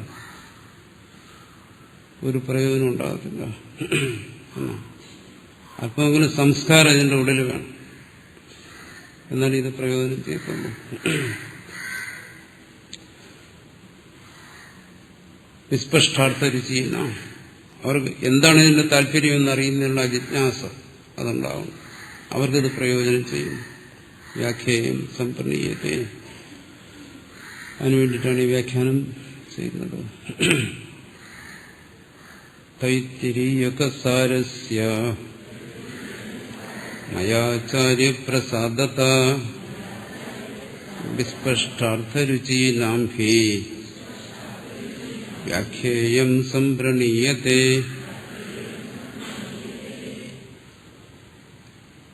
ഇനി വരുന്നത് സംബന്ധ ഭാഷ്യത്തിൽ ഈ വരുന്ന കാര്യങ്ങളെല്ലാം പല സന്ദർഭങ്ങളിലും ചർച്ച ചെയ്തിട്ടുള്ളതാണ്. വിശേഷിച്ചും വൈദികമായ കർമ്മങ്ങളെക്കുറിച്ച്, ഉപാസനകളെക്കുറിച്ച്, അത് ബ്രഹ്മവിദ്യയുമായിട്ട് എന്താ ബന്ധം, മോക്ഷത്തിന് അതെങ്ങനെ സഹായിക്കുന്നു തുടങ്ങിയ കാര്യങ്ങളാണ്. ഇതാനീം കർമ്മ ഉപാദാന ഹേതു പരിഹാരായ ബ്രഹ്മവിദ്യ പ്രസ്തൂയത്തെ. കാരണം ഇതിനു മുമ്പ് ചർച്ച ചെയ്ത മുഴുവൻ ബ്രാഹ്മണത്തിലും സംഹിതയിലും എല്ലാം, കാരണം ഇതിലാണ് പല രുദ്രം, ചമകം തുടങ്ങിയതെല്ലാം ഈ ഭാഗത്ത് അതിന് മുമ്പുള്ള ഭാഗങ്ങളിലാണ് വരുന്നത്. നല്ല കാര്യങ്ങളും വരുന്നു. മൃത്യുഞ്ജയ മന്ത്രം ഇതിന് പൂർവ്വവേദ ഭാഗങ്ങളിലാണ് വരുന്നത്. അപ്പോൾ കർമ്മങ്ങളെക്കുറിച്ച് വരുന്നുണ്ട്. തൈത്തിരീയ സംഹിതയോട് ചേർന്ന് വളരെയധികം ഗ്രഹ്യസൂത്രങ്ങൾ, പ്രാതിശാഖ്യം, ഇങ്ങനെ പല ഭാഗങ്ങളും വരുന്നു. കർമ്മങ്ങളെക്കുറിച്ചെല്ലാം വളരെ വിശദമായി ചർച്ച ചെയ്യുന്ന ഭാഗങ്ങൾ. അതാണ് ഇതിങ്ങനെ ആരണ്യകം, സംഹിത, ബ്രാഹ്മണം ഇങ്ങനെ വളരെ വിപുലമായത്. മുഴുവൻ കർമ്മങ്ങളെക്കുറിച്ച് ചർച്ച ചെയ്യുകയാണ്. നിരവധി കർമ്മങ്ങളെക്കുറിച്ച് പറയുന്നുണ്ട്. ഉപനിഷത് ഭാഗം വളരെ കുറച്ചേ ഉള്ളൂ. അപ്പോൾ ഇത്രയും ചർച്ച ചെയ്തതിനു ശേഷം അതെല്ലാം കൊണ്ട് തന്നെ മോക്ഷമായിക്കൂടെ? കർമ്മ ഉപാദാന ഹേതു പരിഹാരായ, ഇതെല്ലാം കർമ്മം കൊണ്ട് സാധ്യമാകത്തില്ലേ എന്നുള്ള സംശയം വരുന്നു. അത് പരിഹരിക്കുന്നതിന് വേണ്ടി ബ്രഹ്മവിദ്യ പ്രസ്തൂയത്തെ, മോക്ഷത്തിന് ബ്രഹ്മവിദ്യ സാധ്യമാകും. ഇവിടെ വിശദീകരിച്ച കർമ്മങ്ങളൊന്നും ഒന്നുകൊണ്ട് സാധ്യമല്ല. കർമ്മങ്ങൾ എന്ന് പറയുമ്പോൾ കർമ്മകാണ്ഡത്തെ ഉദ്ദേശിക്കുകയാണ്, വൈദിക കർമ്മങ്ങളെയാണ്.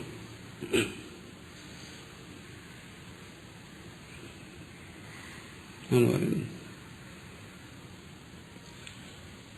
കർമ്മഹേതു കാമഹസ്യ പ്രവർത്തകത്വ. എന്താണ് കർമ്മത്തിന് ഹേതുവായിരിക്കുന്നത്? പറയുന്നു കാമം. അതിന് ഹേതുവായിരിക്കുന്നത് അവിദ്യ, അജ്ഞാനം. എന്നാലും മുഖ്യമായ പ്രകടമായ ഹേതു എന്ന് പറയുന്നത് കർമ്മത്തിന് കാമമാണ്.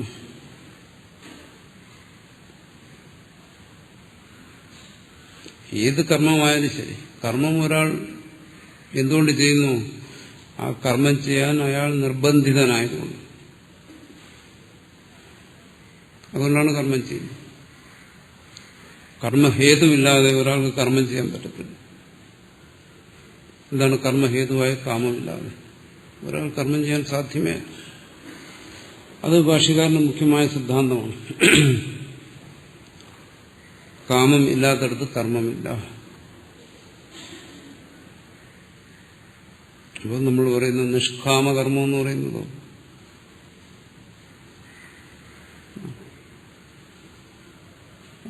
നമ്മൾ ഭാഷ്യകാരനോടെ പറഞ്ഞു. നിഷ്കാമകർമ്മം എന്ന് പറയുന്നിടത്തും കർമ്മത്തിന് പ്രേരകമായ ആ കാമം കർമ്മത്തെ ഉണ്ടാക്കിയതുകൊണ്ടാണ് പിന്നെ അത് നിഷ്കാമമായി ചെയ്യേണ്ടി വരുന്നത്. ആ കർമ്മത്തിന് പ്രേരകമായിരിക്കുന്ന ആ കാമത്തെ ഒഴിവാക്കാൻ വേണ്ടിയിട്ടാണ് അവിടെ നിഷ്കാമമായ ഭാവത്തിൽ കർമ്മത്തെ ചെയ്യാൻ ശ്രമിക്കുന്നത്. നിഷ്കാമ കർമ്മത്തെ അനുഷ്ഠിക്കുന്നവൻ ആ കാമത്തെ ഒഴിവാക്കാൻ ശ്രമിക്കുന്നു എന്നേ ഉള്ളൂ. കാമം ഇല്ലാന്നർത്ഥം. കർമ്മത്തിന് ഹേതു കാമം തന്നെയാണ്. ഇനി കർമ്മത്തിന്റെ ഫലത്തിലുള്ള കാമം, മുഖ്യമായ ഫലത്തിലുള്ള കാമത്തെ ഉപേക്ഷിച്ചാലും ശരി, മറ്റു കാമങ്ങൾ അവിടെ നിലനിൽക്കും ഏതെങ്കിലും തരത്തിൽ. അപ്പൊ ഏതെങ്കിലും തരത്തിൽ കർമ്മം അവിടെ കർമ്മത്തിന് പ്രേരകമായി കാമം നിൽക്കും. അതാണ് പറയുന്നത് കർമ്മ ഹേതു കാമസ്യ. പരോപകാരാർത്ഥമായി ചെയ്യുന്ന കർമ്മം അവിടെയും തീർച്ചയായും പരനുപകാരം ചെയ്യണമെന്നുള്ള കാമം ഉണ്ടാകും. നല്ലതോ ചീത്തയെന്നുള്ളതാണ്. നല്ലതായിരിക്കും, ആയിക്കോട്ടെ, പക്ഷെ അവിടെ കാമം അവിടെയുണ്ട്. ഇവിടെ ആ കർമ്മഹേതുവായിരിക്കുന്ന കാമത്തെയും ആത്മകാമനെയും കാമത്തെയും വേർതിരിക്കുകയാണ്. രണ്ടും രണ്ടാണ്. കർമ്മഹേതുവായിരിക്കുന്ന കാമത്തിൽ അത് ബഹുശാഖാഹ്യനന്ത എന്ന് ഗീതി പറഞ്ഞത് നാനാതരത്തിലാണ് ആ കാമങ്ങൾ. ആ കാമങ്ങൾ എന്താണെന്ന് നമുക്ക് തിരിച്ചറിയാൻ കൂടി പറ്റത്തില്ല. നിസ്വാർത്ഥത, പരോപകാരം എന്നെല്ലാം പറയുന്നത് ഏതെങ്കിലും തരത്തിലുള്ള കാമങ്ങൾ വന്നുകൂടും. ചിലപ്പോൾ അത് കർമ്മഫല കാമനയായിരിക്കത്തില്ല, മറ്റു കാമനകൾ വരും.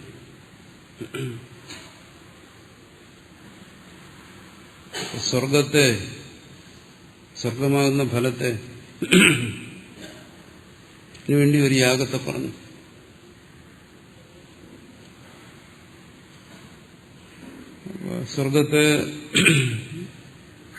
സ്വർഗമുണ്ട്, ഈ കർമ്മം ചെയ്തു കഴിഞ്ഞാൽ സ്വർഗത്തിൽ പോകാം എന്നുള്ള ശ്രദ്ധ അറിയില്ലല്ലോ, പ്രത്യക്ഷ ഫലമല്ലല്ലോ.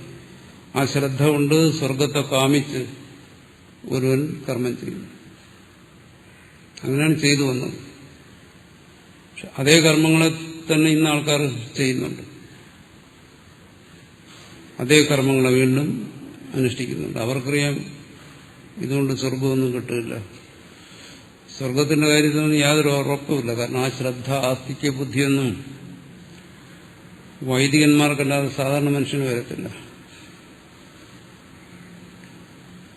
ആ ശ്രദ്ധ എന്ന് പറയുന്നത് യാതൊരു ഭ്രാന്തിയും സംശയമില്ലാത്ത ആ ദൃഢതയാണ്. ഇന്നിപ്പോ അതേ കർമ്മങ്ങൾ ചെയ്യുന്നവർക്ക് അതൊന്നും വരത്തില്ല. അവർക്ക് മിക്കവരും സംശയമായിരിക്കും, അല്ലെങ്കിൽ ഉറപ്പായിരിക്കും ഇതുകൊണ്ട് സ്വർഗമൊന്നും കിട്ടാൻ പോകുന്നില്ല. അപ്പോൾ അവിടെ സ്വർഗകാമനയല്ല കർമ്മത്തിന് പ്രേരിപ്പിക്കുന്നു.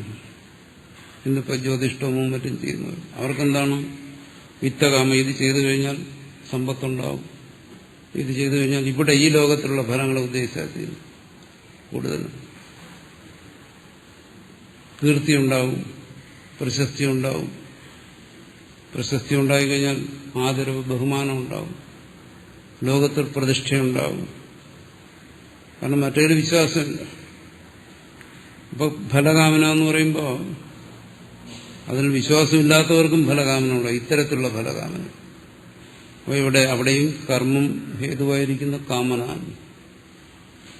ഇനി ഇതൊന്നും ആഗ്രഹിക്കുന്നില്ല ഒരുവൻ. അവന്റെ ചിത്തശുദ്ധി ആഗ്രഹിക്കുന്നു, ഈശ്വരാനുഗ്രഹത്തെ അവൻ ആഗ്രഹിക്കുന്നു. അത് ആഗ്രഹിക്കാതിരിക്കാൻ പറ്റത്തില്ല. അപ്പോൾ അത് ദോഷമുള്ളതല്ല. പക്ഷെ അവിടെ ആ കാമൻ അവിടെ നിലനിൽക്കുന്നു. അവന്റെ പോരായ്മകളെ പരിഹരിക്കണമെന്നുള്ള ആഗ്രഹം നല്ലതാണത്. പക്ഷെ ഏതെങ്കിലും തരത്തിൽ നല്ലതോ ചീത്തയായിട്ടുള്ള ആ കാമൻ അവിടെ നിൽക്കുന്നു. അതുകൊണ്ട് ഇവിടെ പറയുന്നു കർമ്മഹേതു കാമഹസ്യ. കാമം തന്നെയാണ് കർമ്മഹേതു എന്ന് പറയുന്നു.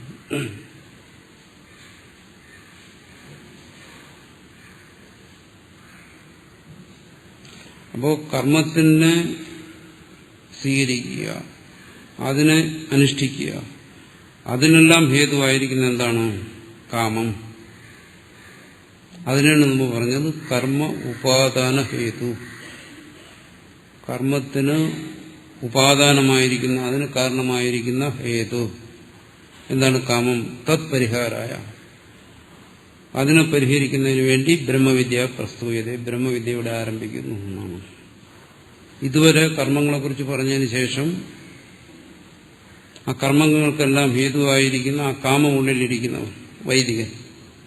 അവർക്ക് വേണ്ടിയാണ് ഈ ചർച്ച. അവന്റെ ആ കാമം എന്ന് പറയുന്ന അതിനെ പരിഹരിക്കുന്നതിന് വേണ്ടിയിട്ടാണ് വിദ്യ. അപ്പൊ ഈ വിദ്യ കാമത്തെ പരിഹരിക്കുന്നു. ആ കാമത്തെ പരിഹരിക്കുന്നവന് പിന്നെ കർമ്മമില്ല.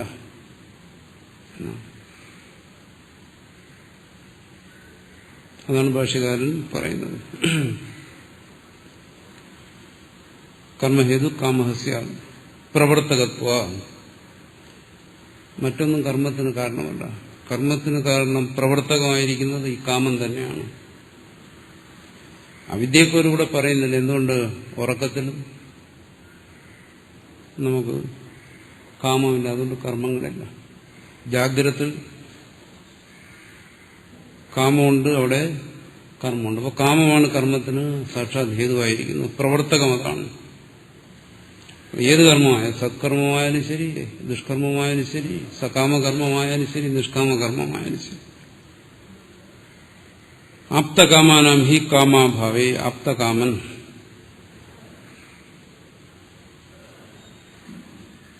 പറയുന്നു. കാമാഭാവേ, അവന് കാമമില്ല. ആപ്തകാമനാകാന്ന് വെച്ചാൽ ആത്മവിദ്യ കൊണ്ട് ആപ്തകാമനാകുക.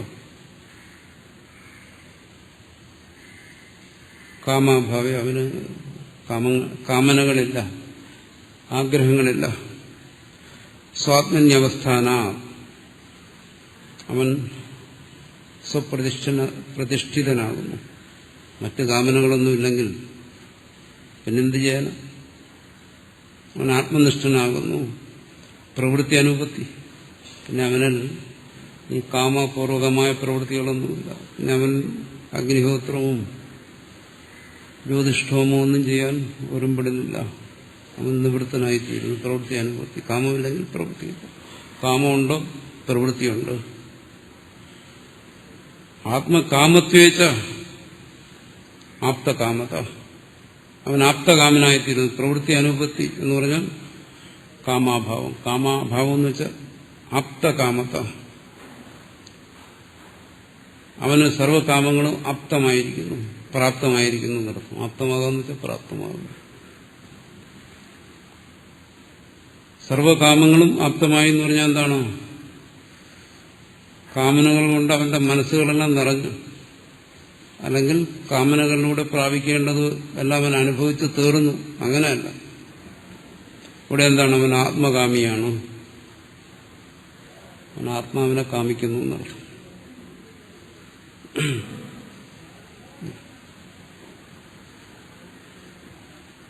ആത്മാവിനെ കാമിക്കുന്നതുകൊണ്ട് അവൻ നിന്നും മറ്റു കാമനകളെല്ലാം ഒഴിഞ്ഞു പോയി.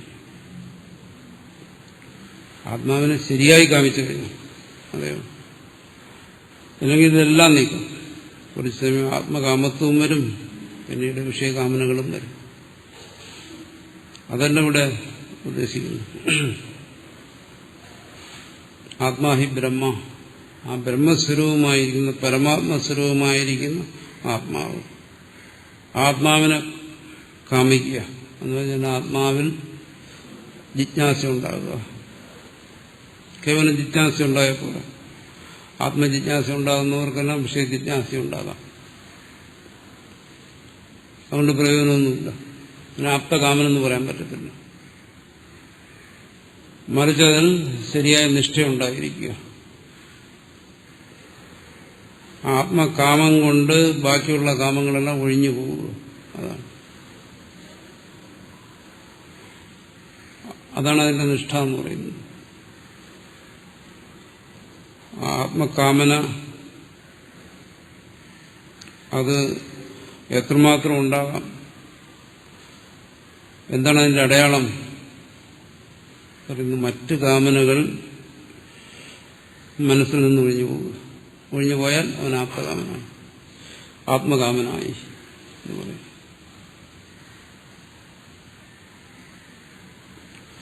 അപ്പോൾ നമ്മൾ സാധാരണ പറയുന്ന തരത്തിലുള്ള ഒരു ജിജ്ഞാസയോ ഒരു മുമുക്ഷോ ഒന്നുമല്ല.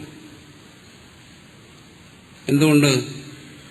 നമുക്ക് ആത്മകാമത്വം ഉള്ളപ്പോൾ തന്നെ നമ്മുടെ മനസ്സിൽ പല കാമനകളുമുണ്ട്.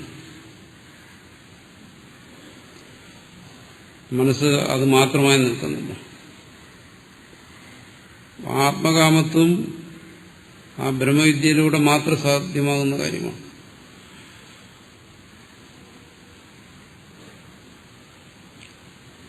മറ്റു കാമനകളൂടി നിലനിൽക്കുമ്പോൾ അവന് ആപ്തകാമൻ എന്ന് പറയാൻ പറ്റത്തില്ല.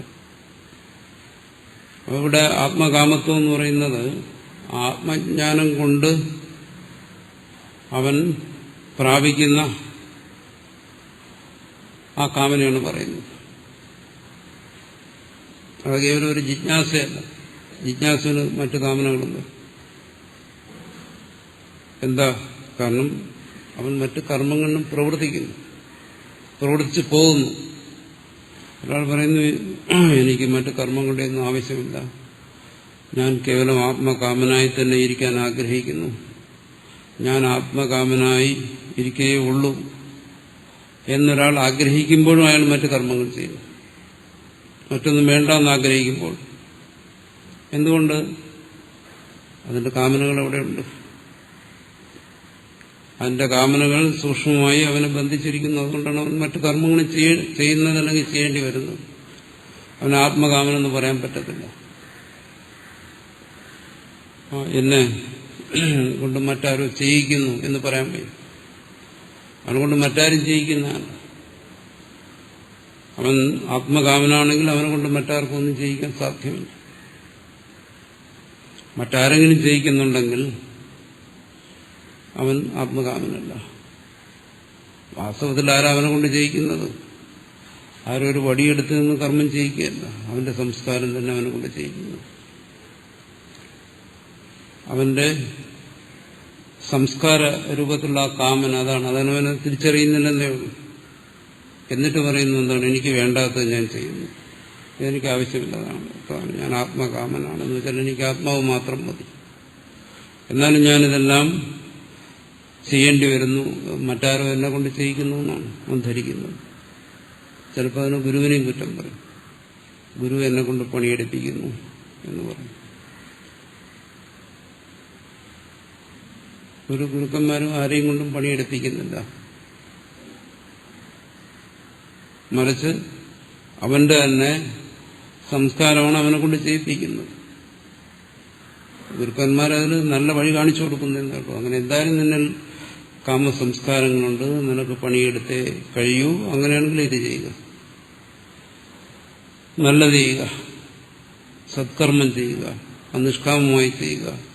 അങ്ങനെ അത്രമാത്രമേ ചെയ്യുന്നുള്ളൂ. അല്ലാതെ അവന്റെ കർമ്മത്തെ അവന് കൊടുത്തത് അവന്റെ കാമങ്ങളാണ്, കാമസംസ്കാരങ്ങളാണ്. അപ്പൊ അവൻ ആത്മകാമനെന്ന് പറയാൻ നിവൃത്തിയില്ല. അതുകൊണ്ട് അവൻ ആത്മാവിൽ ജിജ്ഞാസമുണ്ട്. ആത്മാവിലെ ജിജ്ഞാസ അവന്റെ കാമസംസ്കാരങ്ങളെ നശിപ്പിക്കത്തില്ല.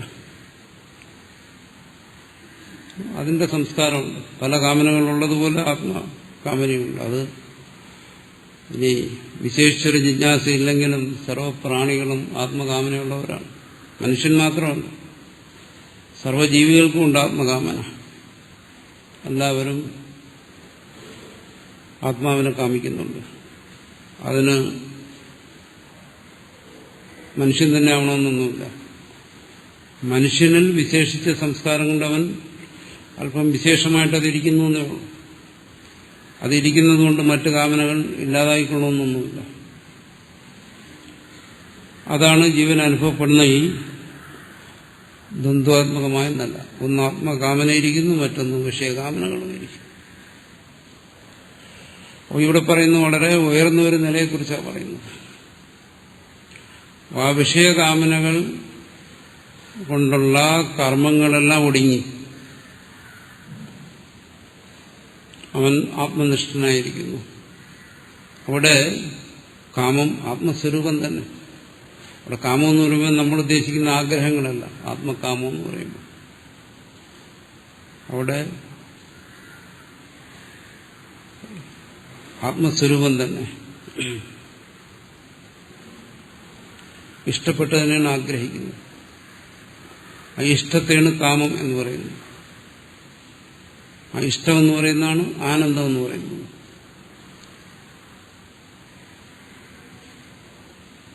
അവിടെ അവന്റെ ആനന്ദത്തിന്റെ വിഷയം ആത്മാവ് തന്നെയാകും. ഇവിടെ ആനന്ദത്തിന്റെ വിഷയം മറ്റു പലതുമാകും. ആത്മാവ് തന്നെ ആനന്ദത്തിന്റെ വിഷയമാകുമ്പോൾ അവിടെ ആത്മകാമത്വം, കൃതകൃത്യനാകുമ്പോൾ, ആത്മതൃപ്തനാകുമ്പോൾ അവിടെ മറ്റ് കാമനകളില്ല. കാമനകളില്ലാത്തതുകൊണ്ട് ആ കാമനകൾ പ്രേരിപ്പിക്കുന്ന കർമ്മങ്ങളുമില്ല. അതാരെക്കുറിച്ച് പറയുന്നു? ആത്മനിഷ്ഠനെ കുറിച്ച്. നിർബന്ധിതനായി കർമ്മം ചെയ്യുന്നവനെ കുറിച്ചല്ല പറയുന്നു. ഒരാൾ കരുതുന്നു ഞാൻ നിർബന്ധിതനായി കർമ്മം ചെയ്യുന്നു എന്ന് പറയുന്നുണ്ടെങ്കിൽ കർമ്മത്തെക്കുറിച്ചുള്ള നമ്മുടെ ധാരണ പിശകാണ്. ആ നിർബന്ധം തന്റെ ഉള്ളിൽ നിന്ന് തന്നെ വരികയാണ്. അതിന്റെ ഹേതുക്കൾ അവിടെ ഇരിക്കുന്നു, ആ സംസ്കാരം ഇരിക്കുന്നു. അതാണ് തന്നെ നിർബന്ധിക്കുന്നത് ചെയ്യുന്നത്. അപ്പോൾ താൻ കർമ്മത്തെ പഴി പറഞ്ഞിട്ട് കാര്യമില്ല, തന്നെ പഴി പറഞ്ഞിട്ട് കാര്യമില്ല, തന്റെ ചുറ്റുപാടുകളെ പഴി പറഞ്ഞിട്ട് കാര്യമില്ല. താനത് ചെയ്യാൻ നിർബന്ധിതനായിരിക്കുന്നു, അതുകൊണ്ട് ചെയ്യുന്നു. അപ്പോൾ പിന്നെ എന്ത് ചെയ്യണം? ആ കർമ്മത്തെ എങ്ങനെ ഈ കർമ്മത്തിൽ നിന്ന് രക്ഷപ്പെടാൻ വേണ്ടി ഉപയോഗിക്കാമെന്ന് മാത്രം നോക്കിയാൽ മതി. ആ കർമ്മത്തെ എങ്ങനെ നിഷ്കാമമായി അനുഷ്ഠിക്കാമെന്ന് നോക്കിയാൽ മതി. അപ്പോൾ ക്രമേണ ആ കാമങ്ങളെ അവൻ നിഷ്കാമമായി മാറ്റുന്നു. അപ്പോൾ താനെങ്ങനെ നിഷ്കാമനാകും? എന്താ അതിന്റെ അടയാളം? ആ നിഷ്കാമതയുടെ അടയാളം എന്ന് പറയുന്നത് ഇതേ ഉള്ളൂ. താൻ കർമ്മത്തിൽ നിന്നും പൂർണ്ണമായും മുക്തനാകും. ഒരു കർമ്മവും തന്നിലേക്ക് കടന്നു വരാതിരിക്കുക, ഒരു കർമ്മവും തന്നെ അവശനാക്കാതിരിക്കുക. അങ്ങനെ എനിക്കിത് ചെയ്യേണ്ടി വന്നല്ലോ, ഞാൻ മോക്ഷത്തിനിറങ്ങി തിരിച്ചവനാണ്, ഇവിടെ വന്നിട്ട് നാഷണൽ ഹൈവേയിൽ ക്ലീനിങ്,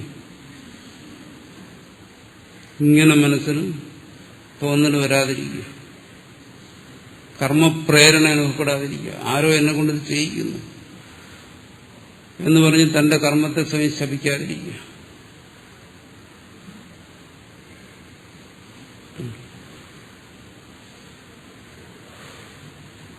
അതാണ് ആപ്തകാമത്വം. അതെന്താണ്? ആത്മനിഷ്ഠയിലുള്ള. അപ്പൊ ആത്മനിഷ്ഠയിൽ അവിടെ പിന്നീട് അവിടെ ഭാഷ്യകാരൻ പറഞ്ഞിട്ടുണ്ട് ഈ രീതി. പിന്നീട് വരുന്ന കർമ്മങ്ങളെ കർമ്മമായി ഗണിക്കാൻ പാടില്ല. ദ്വേഷ്ടി കാംക്ഷതി ഗീതയിലും പറഞ്ഞു. അവൻ ആത്മകാമനാണെങ്കിൽ അവൻ കർമ്മത്തെ നിന്ദിക്കുന്നുമില്ല, പ്രശംസിക്കുന്നുമില്ല, രണ്ടുമില്ല. അതാണ് അതിന്റെ പരമമായ നില. അവന് കർമ്മങ്ങളുണ്ടെങ്കിൽ അത് കർമ്മമായി കണക്കാക്കില്ല. അതാണ് ആപ്തകാമത എന്ന് പറയുന്നത്. അത് നമ്മളിപ്പോൾ പറഞ്ഞിട്ട് കാര്യമില്ല. അതിന് മുമ്പുള്ള സ്ഥിതി നോക്കാം. അതിന് മുമ്പ് എന്താണ്? പ്രവൃത്തി കാണുന്നുണ്ടെങ്കിൽ ഒരുവനിൽ അവൻ വിവശനായി അവൻ കർമ്മം ചെയ്യുന്നുണ്ടെങ്കിൽ തീർച്ചയായും അവനിൽ ആ കാമമുണ്ട്, എവിടെയോ സൂക്ഷ്മരൂപത്തിലിരിക്കുന്നത്. അപ്പോൾ അവൻ ആ കാമത്തിൽ നിന്നുള്ള മോചനം ആ കർമ്മത്തെ നിഷ്കാമമായി ചെയ്യുന്നതിലൂടെ സാധ്യമാകും. ഭാഷ്യകാരൻ പറയുന്നതനുസരിച്ചാണെങ്കിൽ ആത്മബോധത്തിലൂടെ ആ കർമ്മത്തെ അനുഷ്ഠിക്കുന്നതിലൂടെ സാധ്യമാകും. അപ്പോൾ അവൻ അവിടെ എന്തായി? അവൻ മുമുക്ഷുവായി.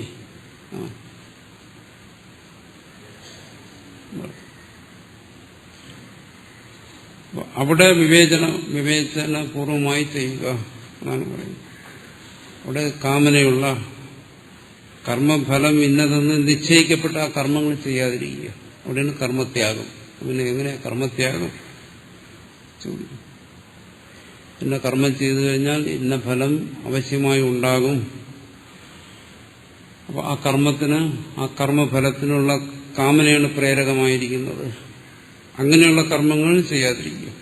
അതാണ്. അതിനാണ് ഇവിടെ പറയുന്ന കാമ്യകർമ്മങ്ങളെന്ന് ഇവിടെ പറയുന്നു. അവിടെ ആ കർമ്മഫലത്തിനുള്ള ആഗ്രഹത്തെ കൂടാതെ ഒരാൾക്ക് കർമ്മം ചെയ്യാൻ സാധ്യമല്ല. കാരണം എന്തുകൊണ്ട്? ആ കർമ്മഫലത്തിന് വേണ്ടിയാണ് ആ കർമ്മം. അപ്പോൾ അതിനുവേണ്ടി ചെയ്യുന്നു. ആ കർമ്മഫലത്തെ കാമിച്ചു അത് പറയുന്നു. അങ്ങനെയാണെങ്കിൽ നിങ്ങൾ ആ കർമ്മത്തെ ഒഴിവാക്കുക. അതാണ് കാമ്യ കർമ്മങ്ങളെ ഒഴിവാക്കണമെന്ന് പറയുന്നത്.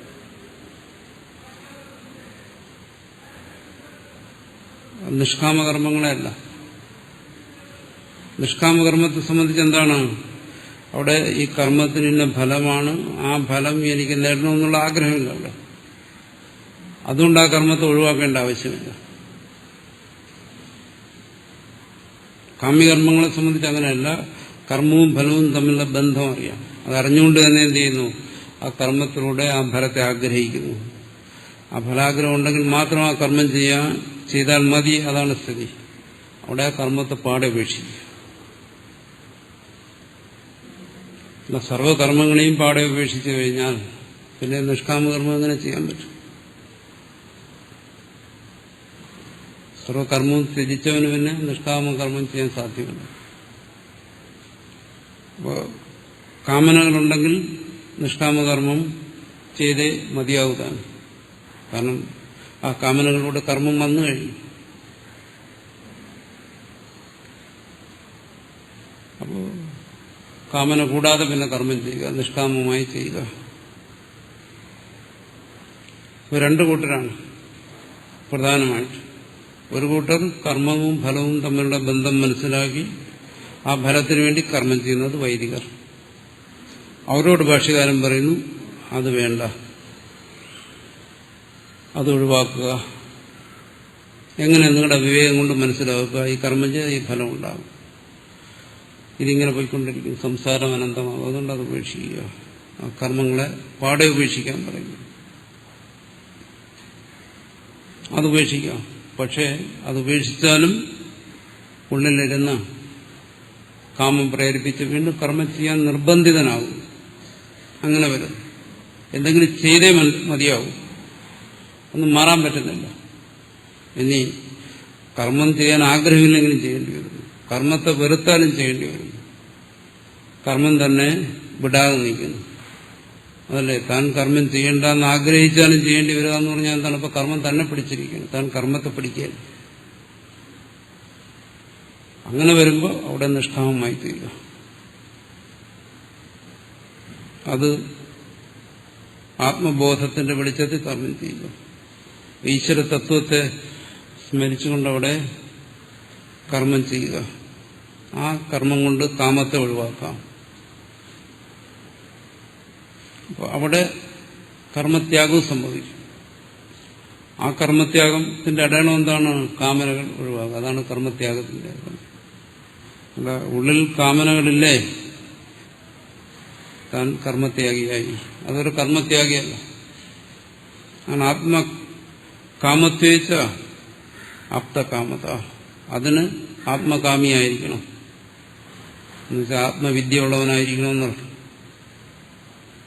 ആത്മാവിനുള്ള ആ കാമന എന്താണ്? അത് ആത്മവിദ്യയാണ്. ആത്മാവിനുള്ള കാമന തത്വബോധമാണ്.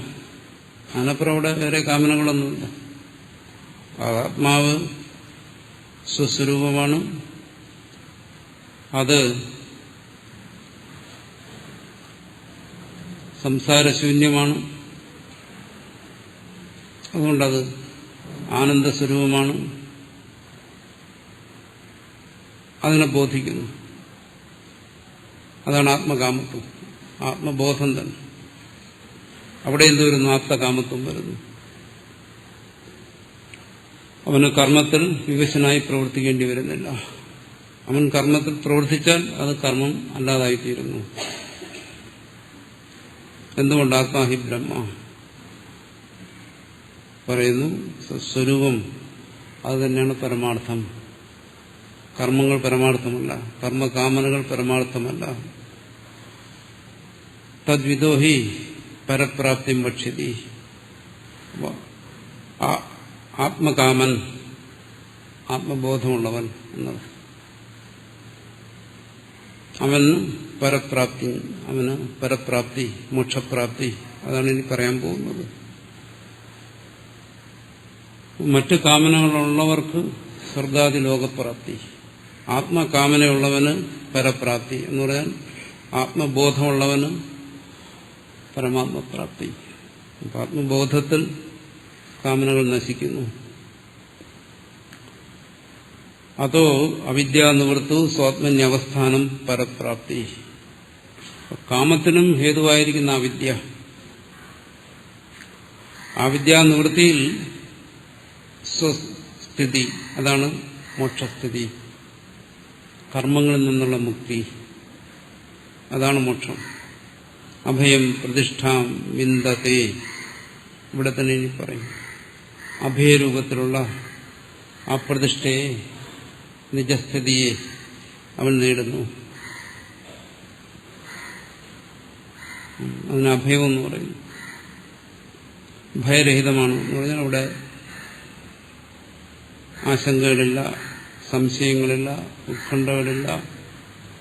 തനിക്ക് തന്നെ ശപിക്കേണ്ട ആവശ്യം വരുന്നില്ല. ഈ വികല്പം ശൂന്യമായത്, അതാണ് അഭയം. ഈ വികല്പങ്ങളാണ് ഭയത്തെ ഉണ്ടാക്കുന്നത്, ആശങ്കകളെ ഉണ്ടാക്കുന്നത്. അതില്ലാത്ത നിലയെ അവൻ പ്രാപിക്കുന്നു, അസ്ഥിരതയെ പ്രാപിക്കുന്നു തത്വജ്ഞാനം കൊണ്ട്. ഏതം ആനന്ദമയം ആത്മാനം ഉപസംക്രാമതി. വീണ്ടും അതിനെക്കുറിച്ച് എന്ന് പറയുന്നു. അതായത് ഇവിടെ ഈ കാമശബ്ദം ഉപയോഗിച്ചല്ലോ, ആനന്ദം എന്നുള്ള അർത്ഥത്തിലാണ്. നമ്മൾ സാധാരണ ഉദ്ദേശിക്കുന്ന ആഗ്രഹം എന്നുള്ള അർത്ഥത്തിലല്ല. ആനന്ദത്തെയാണ് ആഗ്രഹിക്കുന്നത്, അതുകൊണ്ട് ആഗ്രഹമെന്നും പറയാം. പക്ഷെ ഇവിടെ ആനന്ദമയമായ ആത്മാനം, സർവകാമനകളും നിവർത്തിച്ചാൽ ശേഷിക്കുന്ന അതാണ് ആനന്ദം. അത് നമുക്ക് താരതമ്യം ചെയ്ത് മനസ്സിലാക്കാൻ പ്രയാസമാണ്. അതുകൊണ്ടാണ് അതിനെ ഭൂമ എന്ന് പറയുന്നത്. ഏറ്റവും ബൃഹത്തായത്, നമ്മുടെ ബുദ്ധിയിൽ നമ്മുടെ ഇന്ദ്രിയ വൃത്തികൾക്ക് ഉൾക്കൊള്ളാൻ കഴിയുന്നതിനും അപ്പുറം നിൽക്കുന്നത് അതാണ്. അത് സാധാരണ നമ്മൾ സ്വപ്നം കാണുന്ന ആനന്ദമൊന്നുമല്ല. ആനന്ദമയമായ ആത്മാനം ഉപസംക്രാമതി, ഉപസംക്രമിക്കുന്നു എന്നുവെച്ചാൽ ഈ കാമനകളിൽ സംക്രമിച്ചിരിക്കുന്നവന്റെ മനസ്സ് ഇതിനെല്ലാം വിട്ടിട്ട് ആത്മാനന്ദത്തിലേക്ക് സംക്രമിക്കുന്നു എന്നർത്ഥം. ഒരു മാറ്റം വരുന്നു, അതാണ് ഉപസംക്രാമതി എന്നുള്ള ഉദ്ദേശിക്കുന്നത്. ഒരു മാറ്റം എന്തായാലും വേണം. ഈ ഉപനിഷത്തൊക്കെ കേട്ടുകഴിഞ്ഞാലും കൊണ്ട് വിശേഷിച്ച് മാറ്റമൊന്നും വന്നില്ലെങ്കിൽ പിന്നെ അതുകൊണ്ട് എന്താ പ്രയോജനം? ഒരു മാറ്റം അവിടെ സംഭവിക്കുന്നു. ആ മാറ്റം സംഭവിക്കാൻ വേണ്ടിയിട്ടാണ് ഈ കാമനകളിൽ നിന്ന്, തുച്ഛമായ ഈ ആഗ്രഹങ്ങളിൽ നിന്നെല്ലാം അവൻ വിമുക്തനായിട്ട് അവൻ ആത്മാനന്ദത്തിലേക്ക് അവന്റെ ഉള്ളു പരിണമിക്കുന്നു എന്നാണ്.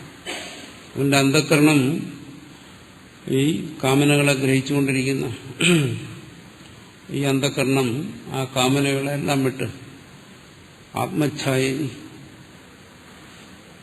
നിലനിൽക്കുന്നു. അതാണ് ഉപസംക്രമണം എന്ന് പറയുന്നത്. വേദം ആനന്ദമയം ആത്മാനുപസംക്രാമതി ഇത്യാദി ശബ്ദിയെ. ഇതാണ് എന്റെ പരമമായ താല്പര്യം. അപ്പോൾ കർമ്മോപാദാനം ഹേതു കാമമാണ്. ആ കാമമാണ് അവനെ അവശനായി കർമ്മം ചെയ്യിപ്പിക്കുന്നത്.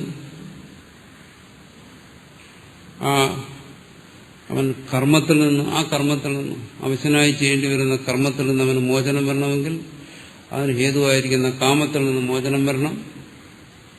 ആ കാമത്തിൽ നിന്നുള്ള മോചനം ആത്മകാമം കൊണ്ടേ സാധ്യമാകൂ. ആത്മകാമം എന്ന് പറയുന്നത് ആത്മബോധം, അതാണ്. അതിന് ആഗ്രഹിക്കുന്നു. ആത്മബോധത്തിൽ എന്താണ്? കാമനകൾ ഒഴിയുന്നു, കർമ്മം ഒഴിയുന്നു. അതിനൊരു മുന്നോടിയായിട്ട്, അത് സ്വയം സംഭവിക്കേണ്ടത്. അതിനൊരു മുന്നോടിയായിട്ട് വൈദികന്മാരോട് ഭാഷ്യകാരൻ പറയുന്നു, ആ കാമനയുള്ള കർമ്മങ്ങളെ നിങ്ങൾ ഉപേക്ഷിക്കുക. അത് ഉപേക്ഷ എന്ന് പറയുന്ന ഒന്നുമുണ്ട്, വേണ്ടെന്ന് വയ്ക്കുക. കർമ്മത്യാഗം. അതിനു വേണ്ടിയിട്ടാണ് ഈ ഭാഷ്യഭാഗം. അതാണ് ഇവിടെ പറയുന്നത്. അടുത്തു പറയുന്നു, കാമ്യപ്രതിഷദ്ധയോരനാരംഭാദാരബ്ധസിച്ച ഉപഭോഗേന ക്ഷയ നിത്യാനുഷ്ഠാനേന പ്രത്യവായ അഭാവാ അയത്നതയേവ സ്വാത്മന്യവസ്ഥാനം മോക്ഷ. മോക്ഷത്തിനുള്ള വഴികളെക്കുറിച്ച് മുമ്പും പലരും ചിന്തിച്ചിട്ടുണ്ട്. ഭാഷ്യകാരന് മുമ്പ് ചിന്തിച്ച ചിലരുടെ കാര്യങ്ങളാണ് ഇവിടെ പറയുന്നത്. എന്തിന് കർമ്മങ്ങളെ ത്യജിക്കണം, ആത്മബോധത്തിന്റെ ആവശ്യം എന്താണ്, ഇതൊന്നും കൂടാതെ തന്നെ എന്തുകൊണ്ട് മോക്ഷം നേടിക്കൂടാ? ഇതിൽ നിന്നെല്ലാമുള്ള മുക്തി അല്ലാതെ സംഭവിക്കാവുന്നതാണ്.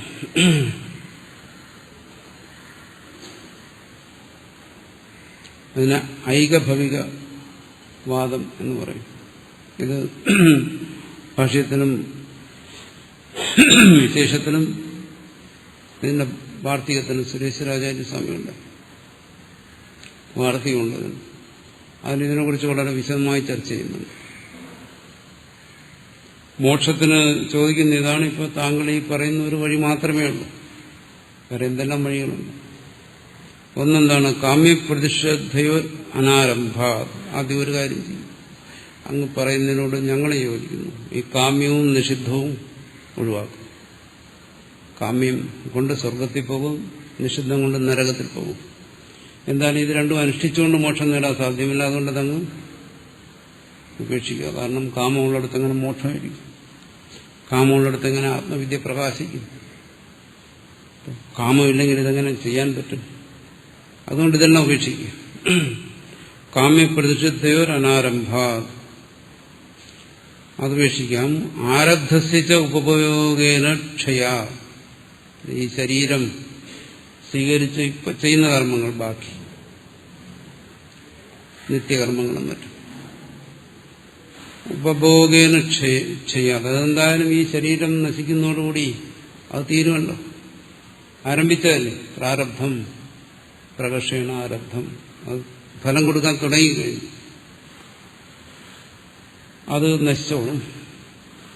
നിത്യാനുഷ്ഠാനേന പ്രത്യവായ അഭാവ, പ്രത്യവായം ദോഷം പാപം അതെല്ലാം നിത്യകർമാനുഷ്ഠാനം കൊണ്ട് അത് നശിക്കും.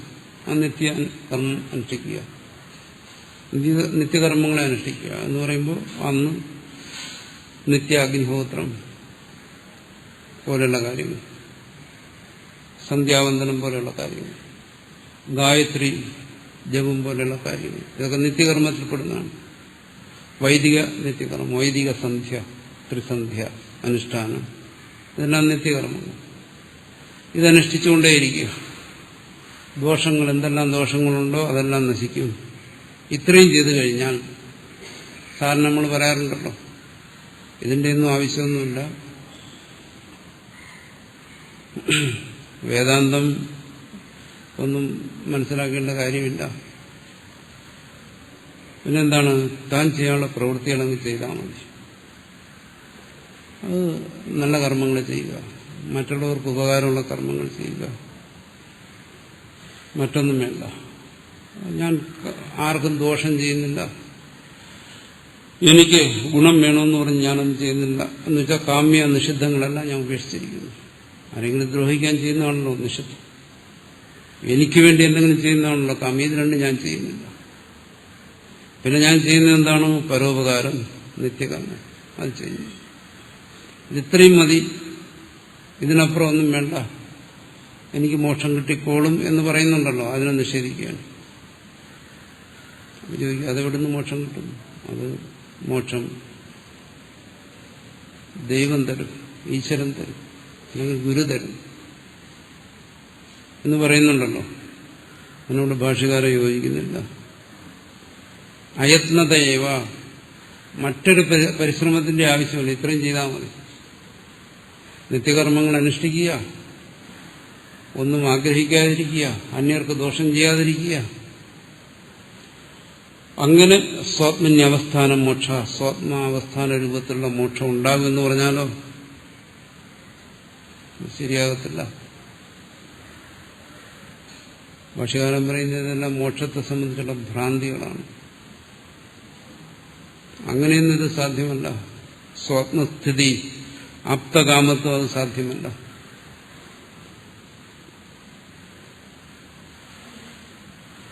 ഇനി മറ്റു ചിലർ പറയുന്നു അങ്ങനെയല്ല, ഇനി മോക്ഷത്തിന് വേറെ വഴിയുണ്ട്. അഥവാ നിരതിശയായ പ്രീതേ സ്വർഗശബ്ദവാച്യായ കർമ്മഹേതുത്വ കർമ്മഭ്യവ മോക്ഷയിച്ചേ.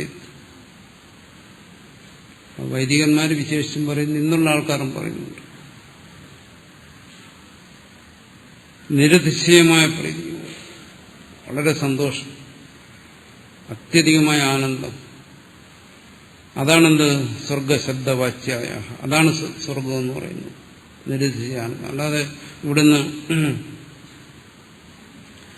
മരിച്ചിട്ട് പോയി വേറെ ഒരു ലോകം, മേരുവിന്റെ ശിഖരത്തിലിരിക്കുന്ന കാഞ്ചനമയമായ ഒരു ലോകം, അവിടെ ദേവന്മാരും അപ്സരസുകളും സോമരസവുമൊക്കെയുള്ളൊരു ലോകം, അവിടെ പോയി അങ്ങനെ ആനന്ദിക്കുക, അതല്ല അതിനെ അംഗീകരിക്കുന്നത്.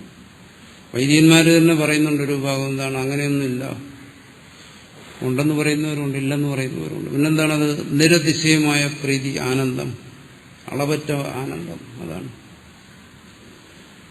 ആ ആനന്ദം. ചിലർ പറയുമല്ലോ, എനിക്ക് സന്തോഷമെന്ന് പറയുന്നത് എന്തെങ്കിലും ചെയ്യുമ്പോൾ, പ്രവൃത്തി എടുക്കുമ്പോഴാണ്. എല്ലാവരും അതിൽ തന്നെ സന്തോഷിക്കും. ഇഷ്ടമുള്ള എന്തെങ്കിലും പ്രവൃത്തി ചെയ്യണം, ആരും അതിൽ പാരപ്പണിയാനും പാടില്ല, അങ്ങനെയുള്ള ഒരു പ്രവൃത്തി ചെയ്യണം. അതാണ് എനിക്ക് ഏറ്റവും വലിയ സന്തോഷം തരുന്നത്. ഈ ജന്മം ഇങ്ങനെയുള്ള ഈ പ്രവൃത്തി ചെയ്ത് ജീവിച്ചാൽ മതി, സന്തോഷം തരുന്ന പ്രവൃത്തി. ആരും ശല്യപ്പെടുത്താൻ പറ്റില്ല.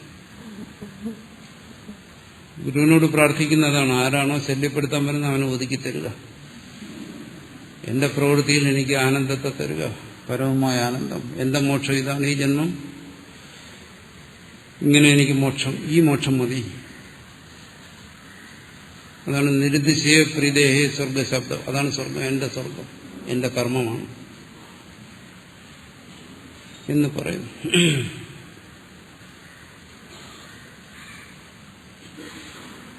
അങ്ങനെ കർമ്മം ചെയ്ത് ജീവിക്കാൻ ആഗ്രഹിക്കുന്നവരുണ്ട്. അങ്ങനെ കർമ്മം ചെയ്ത് പൂർണ്ണമായ ആനന്ദത്തിൽ കർമ്മം ചെയ്യണമെങ്കിൽ ഒരു പ്രശ്നമുണ്ട്, ഒരു വലുതായ പ്രശ്നം. പൂർണ്ണാനന്ദം കർമ്മം ചെയ്യുമ്പോൾ ഒരാൾക്ക് കിട്ടണമെങ്കിൽ തന്റെ മേളിൽ വേറെ ആരും പാടില്ല, എല്ലാവരും തന്റെ താഴെയായിരിക്കും. അപ്പോ കർമ്മം ചെയ്യുന്നതിലുള്ള രസം, കർമ്മം ചെയ്യിപ്പിക്കുന്ന കർമ്മത്തിലുള്ള രസം, അത് വലിയ രസമാണ്, വലിയ ആനന്ദമാണ്. കർമ്മം ചെയ്യുന്നതിൽ കിട്ടുന്നതിൽ കൂടുതൽ ആനന്ദം കിട്ടും കർമ്മം ചെയ്യിപ്പിക്കുന്നു, നിരതിശയമായ ആനന്ദം കിട്ടും. പക്ഷെ തന്റെ മേളിൽ ആരെങ്കിലും ഉണ്ടെങ്കിൽ തന്നെ കൊണ്ടും ചെയ്യിപ്പിക്കും, അപ്പോൾ അതെനിക്ക് ഭദ്രമായി തീരും. അത് വരാൻ പാടില്ല. CEO ആയിരിക്കണം ഏറ്റവും മേളിൽ. അപ്പോൾ അത് ആനന്ദമാണ്, പലരും ആഗ്രഹിക്കുന്ന അതാണ്. അങ്ങനെ വന്നു കഴിഞ്ഞാൽ ശ്രദ്ധിക്കും, തന്റെ മേളിൽ കയറാൻ ഒരുത്തിനെ അനുവദിക്കത്തില്ല, താഴെ നിർത്താം, കർമ്മം ചെയ്യിപ്പിക്കും. ഇങ്ങനെയൊക്കെ പല ആഗ്രഹങ്ങളുണ്ട്. പല ആഗ്രഹങ്ങളുള്ളത് ഞാൻ പറഞ്ഞു എന്നേ ഉള്ളൂ. ഇവിടെ അങ്ങനെ ആർക്കെങ്കിലും ആഗ്രഹമുണ്ടെന്ന് ഞാൻ സംശയിച്ചിടരുത്. മനുഷ്യന്റെ ആഗ്രഹം, മനുഷ്യരെ കുറിച്ച് പൊതുവെ ചർച്ച ചെയ്യുന്നു. ഭാഷകാരനത് പറയുന്നു ഇങ്ങനെയുള്ള. അല്ലാതെ പിന്നെ എങ്ങനെയാ കർമ്മത്തിലൂടെ ആനന്ദം കിട്ടുന്നത്? പരമമായ ആനന്ദം കിട്ടണമെങ്കിൽ തന്റെ മേളിലാരും വരാൻ പാടില്ല, താൻ ചെയ്യുകയും ചെയ്യിപ്പിക്കുകയും വേണം. അപ്പോൾ പരമമായ ആനന്ദം കിട്ടും. അതല്ലാതെ വേറെ സ്വർഗമൊന്നുമില്ല. ഇങ്ങനെ കരുതുന്നവരുണ്ട്. അവർ സന്തുഷ്ടരാണ്, കൃതാർത്ഥരാണ്, തന്റെ കർമ്മത്തിൽ കൃതാർത്ഥരാണ്. മോക്ഷം അവർക്കൊരു ചോദ്യചിഹ്നമേ അല്ല, കാരണം താൻ മുക്തനാണ്. ആനന്ദം അനുഭവിക്കുന്നുണ്ടെങ്കിൽ അവൻ മുക്തൻ തന്നെ, സംശയമുണ്ട്. കർമ്മത്തിൽ തന്നെ അത് അനുഭവിക്കുന്നുണ്ടെങ്കിൽ മറ്റ് ക്ലേശങ്ങളൊന്നുമില്ല. എപ്പോഴും നമുക്ക് ക്ലേശം വരുന്നത് കർമ്മം ചെയ്യുമ്പോഴല്ല, കർമ്മം ആരെങ്കിലും തന്നെ കൊണ്ട് ചെയ്യിക്കുമ്പോഴാണ് ക്ലേശം വരുന്നത്. കർമ്മം ചെയ്യുന്നതിന് ക്ലേശം. അപ്പോൾ കർമ്മത്തിൽ നിന്നുള്ള പൂർണ്ണമായ ആനന്ദം അത് ഏതരത്തിലായാലും ശരി അതാണ്. അതുകൊണ്ട് കർമ്മഭ്യേവ മോക്ഷ. കർമ്മം കൊണ്ടാണ് മോക്ഷം. അത് നമ്മുടെ അനുഭവമല്ലേ, നിഷേധിക്കാൻ പറ്റും. ലോകത്ത് കാണുന്നതല്ല. അപ്പോൾ പലതരത്തിലുള്ള മോക്ഷം ഈ രീതിയിൽ പറയുന്നു. ഇതൊന്നും ശരിയാകത്തില്ല, ഇതെല്ലാം മോക്ഷമാണെന്ന് നമുക്ക് പറയാം. സമയം പോയി. ഇതെല്ലാം മോക്ഷമാണെന്ന് പറയാം, പക്ഷെ ഇതൊന്നും മോക്ഷമല്ല എന്തുകൊണ്ട് ഭാഷ്യകാരൻ പറയുന്നു കർമ്മ അനേകത്വ. ഈ കർമ്മം എന്ന് പറയുന്നത് നിങ്ങൾ കരുതുന്ന പോലെയൊന്നുമല്ല. ഇതിന് പല സ്വഭാവങ്ങളുണ്ട്. ഇത് പലതരത്തിൽ ബന്ധിപ്പിക്കുന്നതാണ്. വേണമെങ്കിൽ ഇത് തന്നെ ഉപയോഗിച്ച് രക്ഷപ്പെടാനും കഴിയും. അതടുത്ത് വിശദീകരിക്കുന്നു. കർമ്മ അനേകത്വ. അപ്പോൾ കർമ്മത്തെ അങ്ങനെ ലാഘവമായിട്ട് കാണരുത്. അതിന്റെ ഗുണദോഷങ്ങളെ മനസ്സിലാക്കി തരാൻ വേണ്ടിയാണ് അടുത്ത ഭാഷ്യകാരൻ വിശദീകരിക്കുന്നത്.